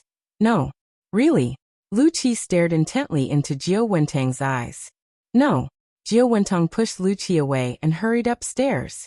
Watching Jiao Wentang's retreating figure, Lu Qi let out a deep sigh and went to Lu Ru's room. Brother. Lu Qi grabbed Lu Ru's hand. Tell me honestly, are you and Mom still hiding something from me? After all, Jiao Wentong was his mother, and there were some things he couldn't directly ask her, so he had to start with Lu Ru. In Lu Qi's eyes, Lu Ru and Jiao Wentong were in this together. Lu Ru looked at Lu Qi blankly. No. Stop pretending. Tell me. Lu Qi had lost all trust in Lu Ru. Tell me now, and I'll take you and Mom to the police station to turn ourselves in. Maybe we'll get a lighter sentence. Just don't let the police find out first. It would be embarrassing then. Really, there's nothing. Lu Ru, frightened by Lu Qi's demeanor, started crying. Brother, what are you talking about? Lu Ru had no idea about Jiao Wentang's past. The recent stint in the detention center had already terrified Lu Ru, smoothing out any haughty airs she once had. Speak. Lu Qi gripped Lu Ru's wrist tightly. There's nothing. Lu Ru cried miserably. Unable to get anything out of her, Lu Qi had to let it go. At the Enai family home, Enai Yang administered the third acupuncture treatment to Enai Suehua. After the acupuncture, Enai Suehua said to old lady Zheng, Mom, does Dad have a burn scar on his back? Old lady Zheng was taken aback at first, then said, Yes, it was caused by your grandmother accidentally scalding him with boiling water. Enai Kuihua's face changed, realizing that everything that happened in her dream was true. Mom. Enai Suehua suddenly grabbed old lady Zheng's hand, her eyes becoming red. I remember everything. Ting Ting, what do you remember? Old lady Zheng said nervously, Don't rush, take it slow. With a choked voice, Enai Suehua said, I was sent to Xiamu village, and the person who sent me was Jiao Wentong. Here's how it happened. After getting separated from old lady Zheng years ago, young Enai Suehua was picked up by a local old woman who, seeing the child's refined manner, decided to hand her over to the village chief. After several transfers, the village chief took her to Beijing. Upon arriving in Beijing, a beautifully dressed young woman appeared, claiming to know old lady Zheng and Zheng Jun, saying they were good friends, and so the village chief handed Enai Suehua over to her. As soon as the village chief left, the young woman showed her true colors. Enai Suehua bit her while attempting to escape, and furious, the young woman picked up a nearby vase and knocked Enai Suehua unconscious. The cerebral contusion suffered by Enai Suehua dated from that time. Because she wasn't sent to the hospital in time, she developed a persisting high fever that night, terrifying the young woman. She took a night train and delivered Enai Suehua to a rural family in Xiamu village, miles away, along with some money. When Enai Suehua woke up, she had no memory of her past. I remember, she had a sister, who called her Aji. Enai Suehua said.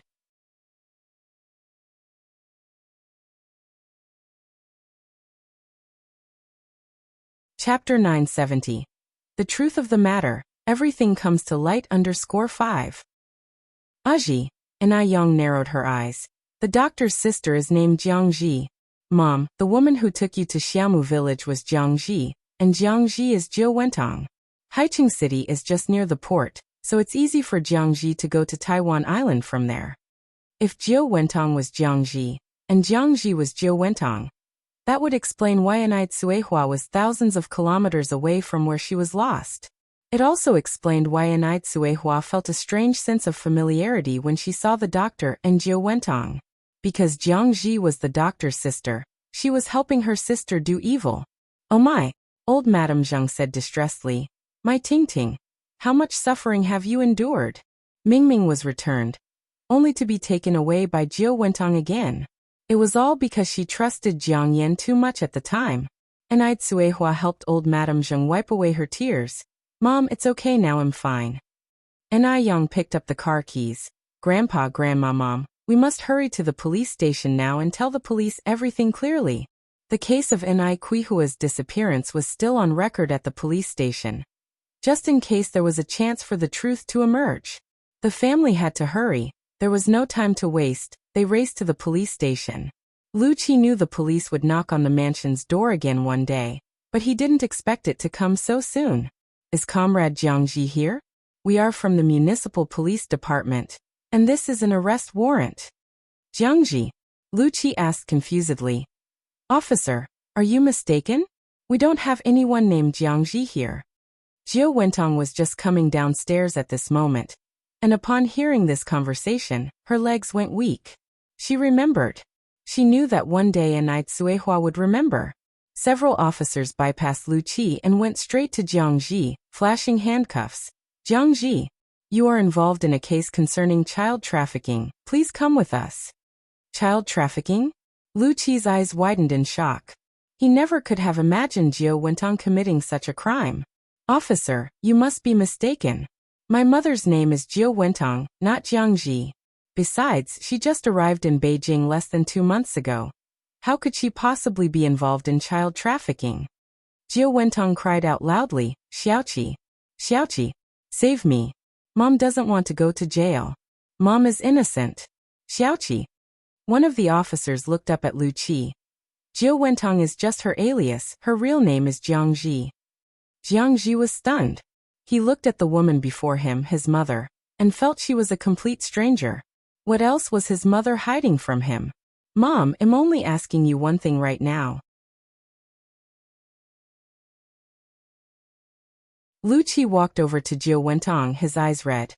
Am I really your biological child? Am I? Yes. Xiaoqi, you are my biological child. You are my own son.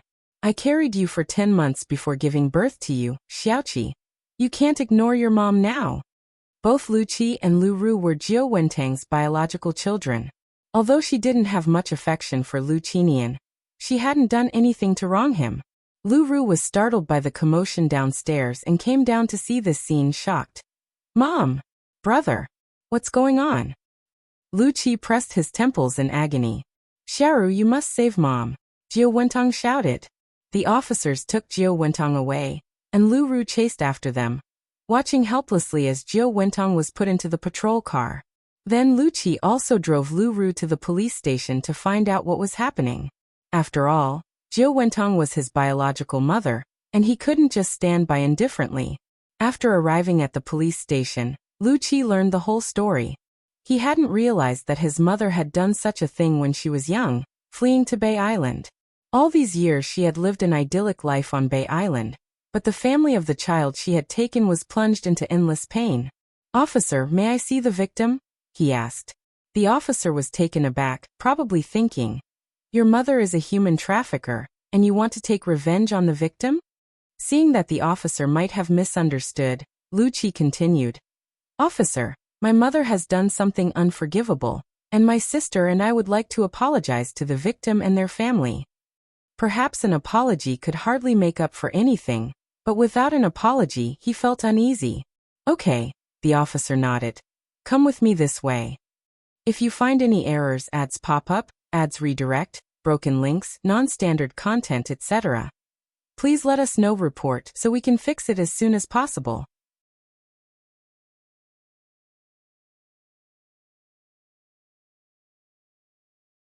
The truth of the matter. Everything comes to light _6. Lu Qi followed the police officer's steps, looking back at Lu Ru. Let's go. Lu Ru looked at Lu Qi incredulously. Had Lu Qi gone mad? At this time, to approach the victim and their family was blatantly asking for trouble. They might even get physically attacked. Brother. Lu Ru tugged at Lu Qi's sleeve. I must go. Lu Qi stated firmly. You're coming with me. With no other choice, Lu Ru had to follow. Upon reaching the lobby, the police officer introduced them. This is the victim, and these are the victim's family members. After saying this, the police officer introduced Lu Qi to everyone. Lu Qi had never expected that Anai Yang was the daughter of the victim. He already felt guilty towards Anai Yang, and now he was even more overwhelmed with shame. Seeing Anai Yang among the victim's family, Lu Ru was also stunned. She used to look down on Anai Yang the most, and now, unexpectedly, she had to apologize and admit her wrongs. What a twist of fate. If it were all possible, she would spend her entire life peacefully on Taiwan Island and never set foot in Beijing again. Unfortunately, the one thing the world lacks is a remedy for regret. Auntie and I'm sorry. If it weren't for my mother, you wouldn't have been separated from Grandpa Zheng and Grandma Zheng for so many years. After he spoke, Lu Qi and Lu Ru knelt down together. A man's knees are as precious as gold. But at this moment he could no longer care about that. He did not pray for Anai Quihua's forgiveness. He only hoped to satisfy his own conscience. Anai Tsuehua deeply resented Jiao Wentong. If not for her, she wouldn't have suffered for so many years, and she could have grown up with a silver spoon in her mouth. But Lu Qi was Lu Qi, and being a mother herself, she knew she should not take out her anger on the children. Children cannot choose their birth. It was evident that Lu Qi and Jiao Wentong were not the same kind of people. Please get up. Anai Tsuehua extended her hand to help Lu Qi and Lu Ru up. Good and evil will be repaid in the end. Your mother is already in prison. This matter has nothing to do with you too. Auntie. Lu Qi's eyes reddened. He hadn't expected Anai Tsuehua to be so calm. Jiao Wentong had caused Anai Tsuehua so much suffering, and Lu Qi had even prepared himself to be beaten. Yet Anai Tsuehua did not blame him at all. He was now starting to understand why Anai Yang was so outstanding, while his own sister Lu Ru was so inadequate. It was because of upbringing. Anai Yang had a mother who was both a role model and a teacher. Anai Tsuehua sighed and looked back at Elder Zheng, Grandma Zheng, Elder Shangguan, and Anai Yang. Let's go back. Lu Qi watched the family's departing figures, his heart unable to calm down for a long time. After a while, Lu Qi turned to Lu Ru. Let's go back too. To celebrate finally finding the person who kidnapped Anai Tsuehua, Anai Yang had prepared a large table of food upon their return. Today happened to be Saturday, and in the evening, Shengguan Shi and Shengguan Su also came back. The next day was Sunday. Early in the morning, Anai Tsuehua and Shengguan Dahue went to the orphanage. Visiting the orphanage once a week had become a habit. Around 10 in the morning, Shengguan Furong arrived at Jinghua village with Zhao Ziqing. Coincidentally, just as they arrived, Zhao Shen also came with Zhao Zijuan. Brother. The siblings, who hadn't seen each other for a while, were extremely excited. Furong, Zhao Shen greeted. Shengguan Furong smiled and nodded. Zhao Shen felt a pang of disappointment, then said, Furong, how did you come back? Why didn't you call me to pick you up? Shengguan Furong replied, It's quite convenient for me to take a bus from there, no need for the hassle. It's no trouble at all, Zhao Shen said. Furong, just say the word, no matter the distance, I wouldn't find it bothersome. No need, Shengguan Furong smiled and walked into the house. Mom, Aunt Zheng. Furong is back, Grandma Zheng said cheerfully. Yes, Shengguan Furong nodded. Hey, where are my brother and sister-in-law? Elder Shengguan replied, Your brother and sister-in-law went to the orphanage, they probably won't be back until the afternoon. Oh, Shengguan Furong continued. What about Uncle Zheng? Is he not home either? He probably took Yunyan to clear some land again, Grandma Zheng explained, smiling. Clearing land. Shangguan Furong paused, not understanding what was meant by clearing land. Grandma Zheng continued. Did you see the roadside planted with lots of honeysuckle and peony flowers when you just came? Yes, Shangguan Furong nodded. That's what your Uncle Zheng and Yun cleared out, Grandma Zheng explained. Shangguan Furong smiled. I didn't realize Uncle Zheng had such a pastoral heart. He just loves to be busy. Doing it himself would be fine, but he always has to take Yun with him. In the afternoon, Shangguan Furong and Zhao Shen took the children back to the Zhao family to visit Grandma Zhao.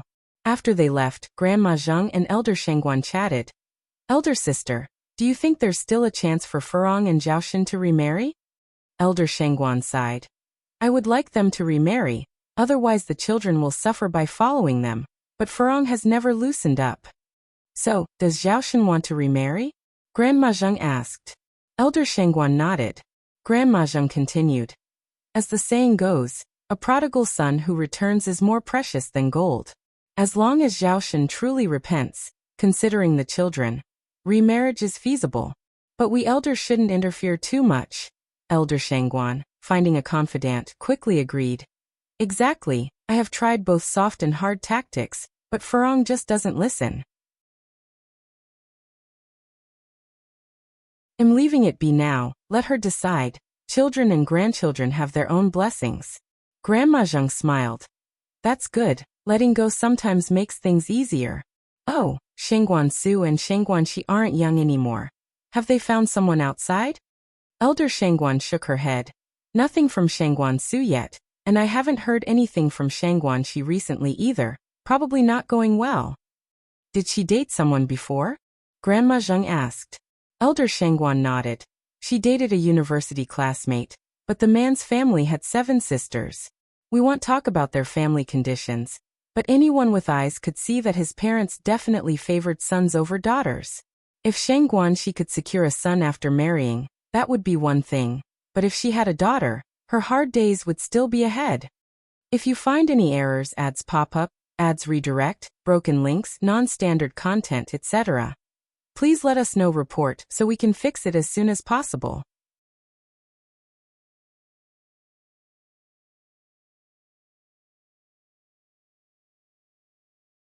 The ice-cold skin surprisingly belongs to Enai Yang. In 1985, the family planning policy was very strict, with many people discarding their daughters hoping to have a son instead. Who could guarantee that they would have a son on their first try? So when Shangguan Shi and that male classmate were dating, not only did Grandma Shangguan disagree, but both Shangguan Dehui and Enai Tsuehua disagreed as well. Enai Tsuehua, deeply affected by the preference for boys over girls, did not want her daughter to experience the same pain she had. Although Shangguan Shi was not her biological daughter, she loved her no less. Upon hearing this, Mrs. Zheng shook her head firmly. It's good that it ended, good that it ended. Xiaoxi is such an honest child. She couldn't have coped in that kind of family. Shangguan Zai's personality resembled that of the deceased Su Fun, gentle and slow-spoken. If she had to deal with a difficult mother-in-law, she wouldn't manage. Mrs. Zheng continued, switching the topic. Xiaoxi would be more suited to a scholarly family. I think the Wu family is quite suitable. That young man over there is already 25 or 26, right? The Wu family was also well known in their circle, and Wu Qinjun was their only son. If Shangguan Shi married into their family, she would just need to be a wealthy wife. Grandma Shangguan nodded, seems like it. Mrs. Zheng, ever the matchmaker and considering that Shangguan Shi was her granddaughter, hoped for a good marriage for her. Old sister, if you agree, I'll speak to both children and try to arrange it? Grandma Shangguan brightened up at the suggestion. That would be fine. I'll ask around tonight to see if she has completely broken up with that male classmate. All right, Mrs. Zheng nodded. That night, Grandma Shangguan approached Shangguan Shi. Xiaoxi, how are things with Xiaozhua? Zuoling was the name of Shangguan Zai's boyfriend. Shangguan Shi replied indifferently, we broke up. Grandma Shangguan beamed. Really broke up? Grandma, I've already broken up with him. Why do you seem so happy about it? Shangguan Shi was a bit speechless.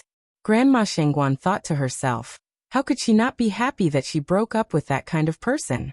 She even wanted to set off firecrackers to celebrate. But these thoughts were not appropriate to voice aloud. To others, it might just be seen as an experience, but to Shang Guanxi, it was a piece of her lost youth. Grandma Shangguan softened her smile. Xiaoxi, your grandma mentioned introducing you to that young man from the Wu family. What do you think? Not so good. Shangguanxi immediately shook her head. I've grown up with Wu Chenjun since childhood. We're too familiar. If it were possible, it wouldn't have waited until now. Besides, even rabbits don't eat the grass by their burrow. Shangguanxi really wasn't interested in Wu Chenjun. Our family and the Wu family are well matched, and old Wu's daughter-in-law is also virtuous. If this marriage really happens, they'd treasure you. Shangguanxi slightly frowned. Grandma, people value love these days. All that talk about equal social ranking is such an outdated feudal idea. I don't want a marriage of matching status. I want to marry for love. A young woman in her 20s indeed dreams of romance. All right, Grandma Shangguan said helplessly. Ultimately, it's your own life matter. We as elders can only offer suggestions, but Xiaoxi, I must tell you, love doesn't fill the stomach. Some boys are slick talkers and misleading. You must protect yourself and not be taken advantage of. Shangguanxi smiled. Don't worry, Grandma. I understand all that you've said. The next day, as Shangguan Dehui had no classes, Enai Cuehua and Shangguan Dehui took little Enai Yun to visit Zhou Dana's home. Dia auntie and uncle are here. For children took the gifts from Shangguan Dehui's hands and ran into the house. Little Enai Yun followed them. Old Zhao had gone out to set up his stall, leaving only Zhou Danny and the 4 children at home. Hearing the noise, Zhou Danny immediately welcomed them. Dia is here. Brother-in-law, come in and sit down. With Enai Yang's guidance, Zhou Dana's living conditions had improved significantly. Each child was dressed in new clothes. There was even a television set in the living room. Since guests had arrived, Zhou Danny took out some money for the children to go buy groceries. Little Enai Yun also wanted to go with them. Zhou Danny instructed. Take Yunyun little sister with you. And make sure to watch over Yunyun little sister, got it? If you find any errors, ads pop up, ads redirect, broken links, non-standard content, etc. Please let us know report so we can fix it as soon as possible.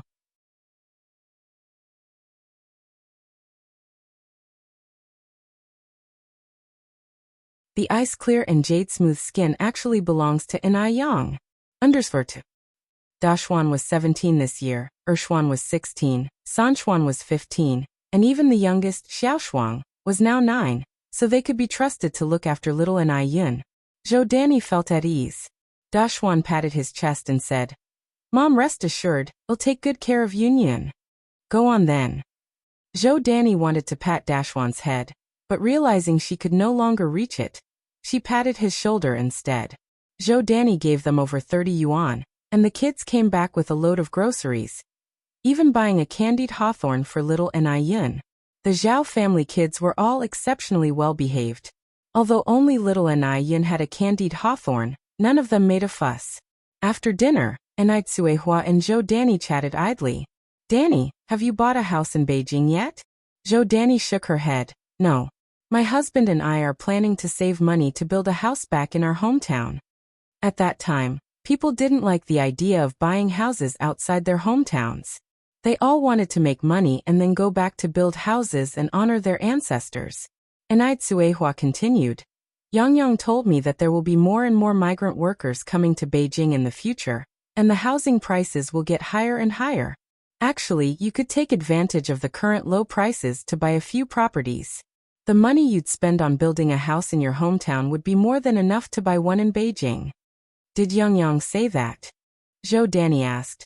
Will there really be more and more people coming to Beijing to work? Enai Cuehua nodded. Yes, Yang said that Beijing is a metropolis and its development will only get better. Yang himself has bought several properties. In reality, it was not just several. Enai Yang already owned 3 courtyard houses and 6 apartment buildings. Zhou Danny didn't trust many people, but she trusted Enai Yang.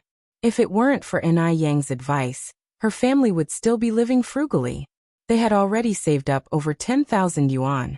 Back in the day, they couldn't even save 70 or 80 yuan in a year. Nowadays, they were living a life they could hardly have dreamed of before. So on festive occasions, Zhou Danny always took her family to visit the Ni family. They couldn't be the type to forget favors and betray kindness. Zhou Danny nodded. All right, when my husband comes back, I'll discuss this matter with him. And Cuehua continued.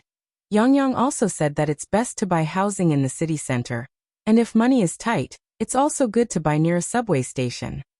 The Beijing subway was planned in 1953, construction began in 1965, and the first routes were completed in 1969.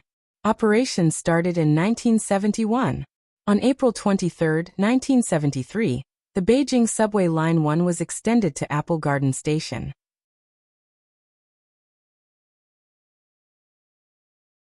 On September 15, 1981, the first phase of the Beijing subway was officially accepted, with operational lines running from Apple Garden Station to Beijing Station.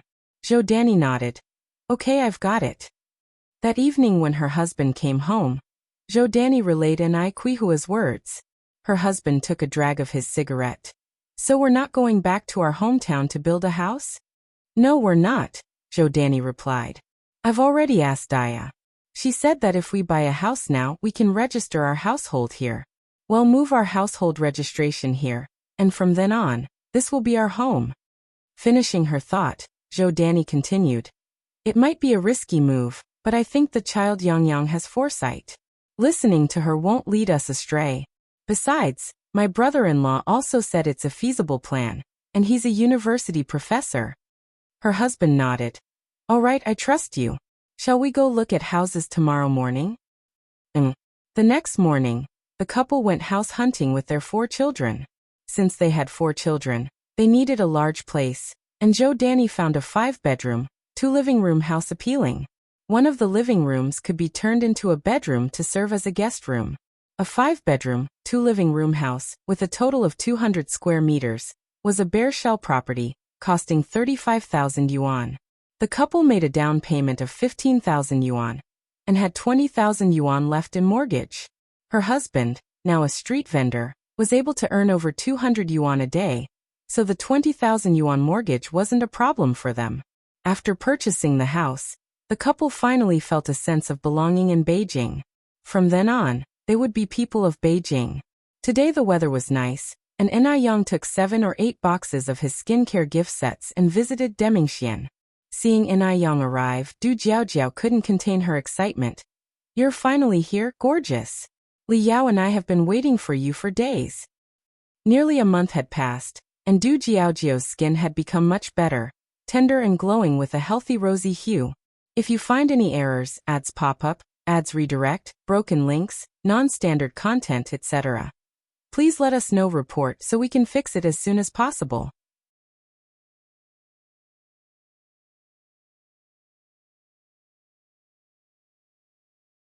The ice-clear, jade-smooth skin actually belongs to Yang. _3. Yang smiled and said, I had some family matters the past few days, so I just got the chance to come over now. Sister Jiaojiao, here is the radiant ice crystal skin you wanted. Du Jiaojiao exclaimed in surprise. Big beauty, you really know how to do it. Last time we went to buy radiant ice crystal skin, there was a line, and the limited edition sets were sold out. I'm going to call Li Yao right away. Okay, Yang nodded. Just after hanging up the phone, Li Yao arrived. Big beauty.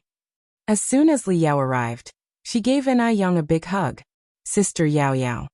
Li Yao was 7 years older than Yang, so Yang called her sister. Big beauty, I heard you brought the radiant ice crystal skin. As many as 8 sets. Is it true? Li Yao asked eagerly. After visiting the Radiant Ice Crystal Skin store last time, she had finally seen how in demand Radiant Ice Crystal Skin was. When she heard over the phone that Yang had brought 7 or 8 sets, Li Yao couldn't believe it. After all, each person was limited to buying only 1 set in the store, and they were out of stock. Yang nodded. Yes. Wow. Yang, you are really amazing. Li Yao hugged Yang excitedly. If it weren't for Wang Hingyang standing right there, she would have kissed Yang. Yang smiled and said, Actually, radiant ice crystal skin is my own.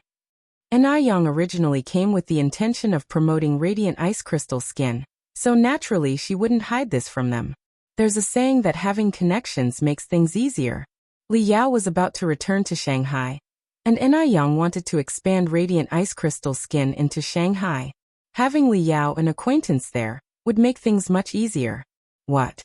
Li Yao and Du Jiaojiao thought they had heard wrong. Radiant ice crystal skin was Na Yang's own product. Big Beauty, you aren't joking with us, are you? Li Yao asked. Na Yang shook her head. I'm not joking, radiant ice crystal skin is really my own. Du Jiaojiao surprisingly covered her mouth. Big Beauty, I think you should change your name. What name? Na Yang didn't catch on right away. It should be changed to Big Amazing. Du Jiaojiao said. Do you know how good radiant ice crystal skin is? It's so many times better than those imported products. It's literally a woman's savior. Whether it's anti-wrinkle cream or whitening cream, both are amazingly effective. Na Yang somewhat embarrassedly said. It's not that exaggerated, just better than ordinary skincare products.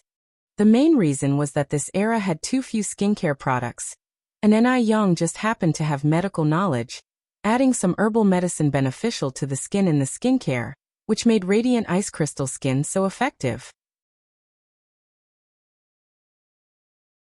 Moreover, Na Yang never added cheap harmful substances into skincare products because of cost concerns. Why couldn't domestic skincare brands surge in future times? It was because some people were greedy and produced toxic products like toxic masks and fluorescent creams, which gradually made people lose confidence in domestic skincare products. Big Beauty, you are too modest. By the way, Big Beauty, since you are the producer of radiant ice crystal skin, does that mean I can get whatever I want? Li Yao continued. Na Yang nodded. Of course. Li Yao then asked, can I buy some rose essential oil? Rose essential oil is especially good for women, but because the production is very low, thousands of pounds of roses can only produce a few grams of essential oil. It's very precious, even harder to get than the limited edition radiant ice crystal skin sets. You can, Na Yang continued, but I only have 50 grams right now. She needed to keep some for her own use in baths. Li Yao nodded eagerly. That's plenty. 50 grams is a lot. Thank you so much, Big Beauty. It's great to have connections. No more worrying about not being able to buy what you want. Na Yang smiled and said, why be so polite with me? By the way, Sister Yao Yao, when are you planning to go back to Shanghai? Probably the day after tomorrow, Li Yao continued. Let's keep in touch after I return. I might need more radiant ice crystal skin later on. By the way, Big Beauty, your radiant ice crystal skin works so well. Have you thought about expanding to Shanghai? Shanghai is full of wealthy people. I guarantee radiant ice crystal skin will sell like hotcakes there. Who doesn't love a good product? Moreover, which woman doesn't love beauty? As long as the product works well, women don't hesitate to spend money on their faces. Na Yang hadn't expected Li Yao to voice her thoughts before she could.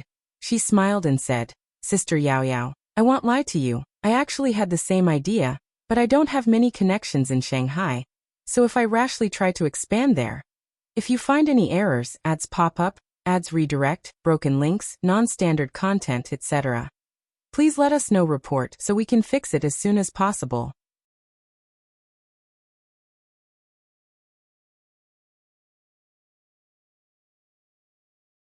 Ice skin and jade-like complexion actually belong to Na Yang. _4. You can ask me for help, Li Yao said with a smile. I was born and raised in Shanghai. There's nothing I can't get done here. Really? Na Yang's eyes lit up. When she smiled, 2 shallow dimples appeared on her cheeks, and her eyes shone with starlight, as if the whole world brightened with her.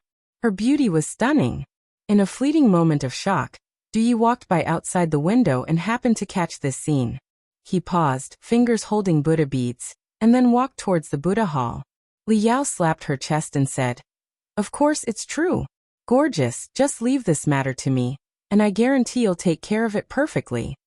As the saying goes, one feels obligated when taking from others.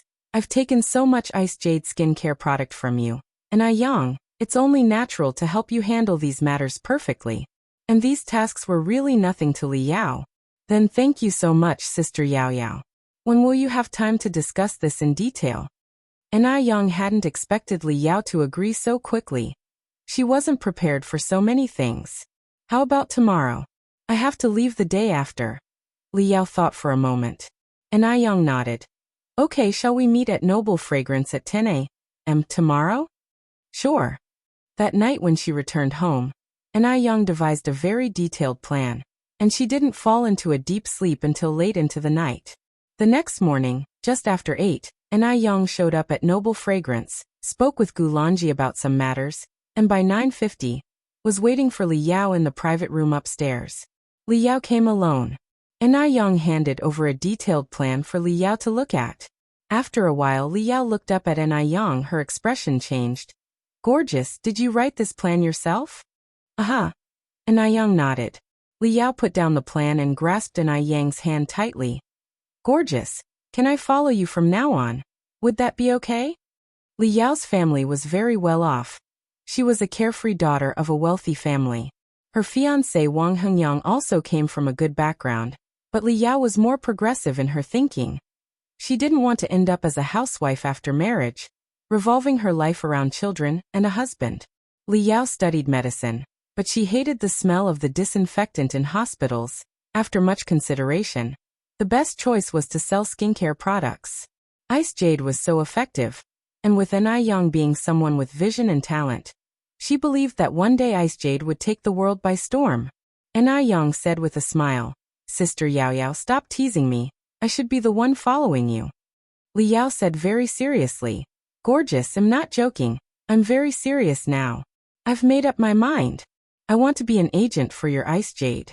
Can you bring me along, please?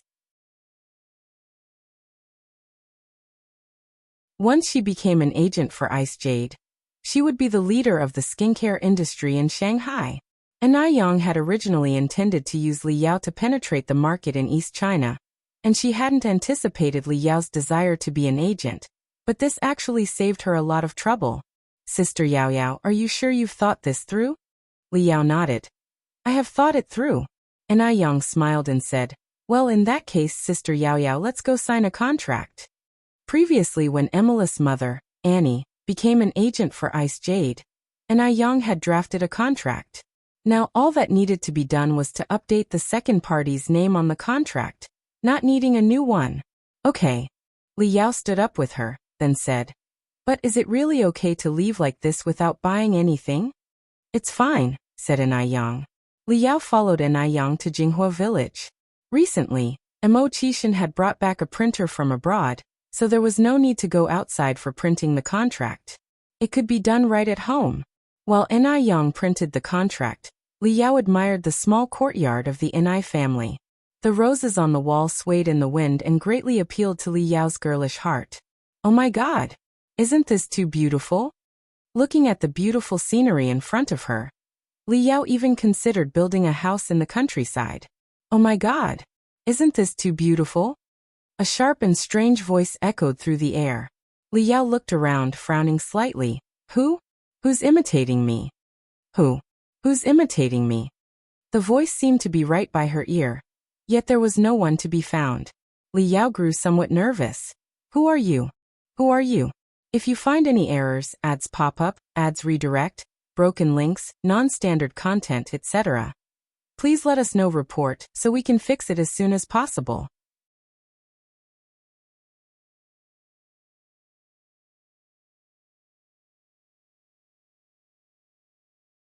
The ice clear and jade smooth skin actually belongs to Ai Yang.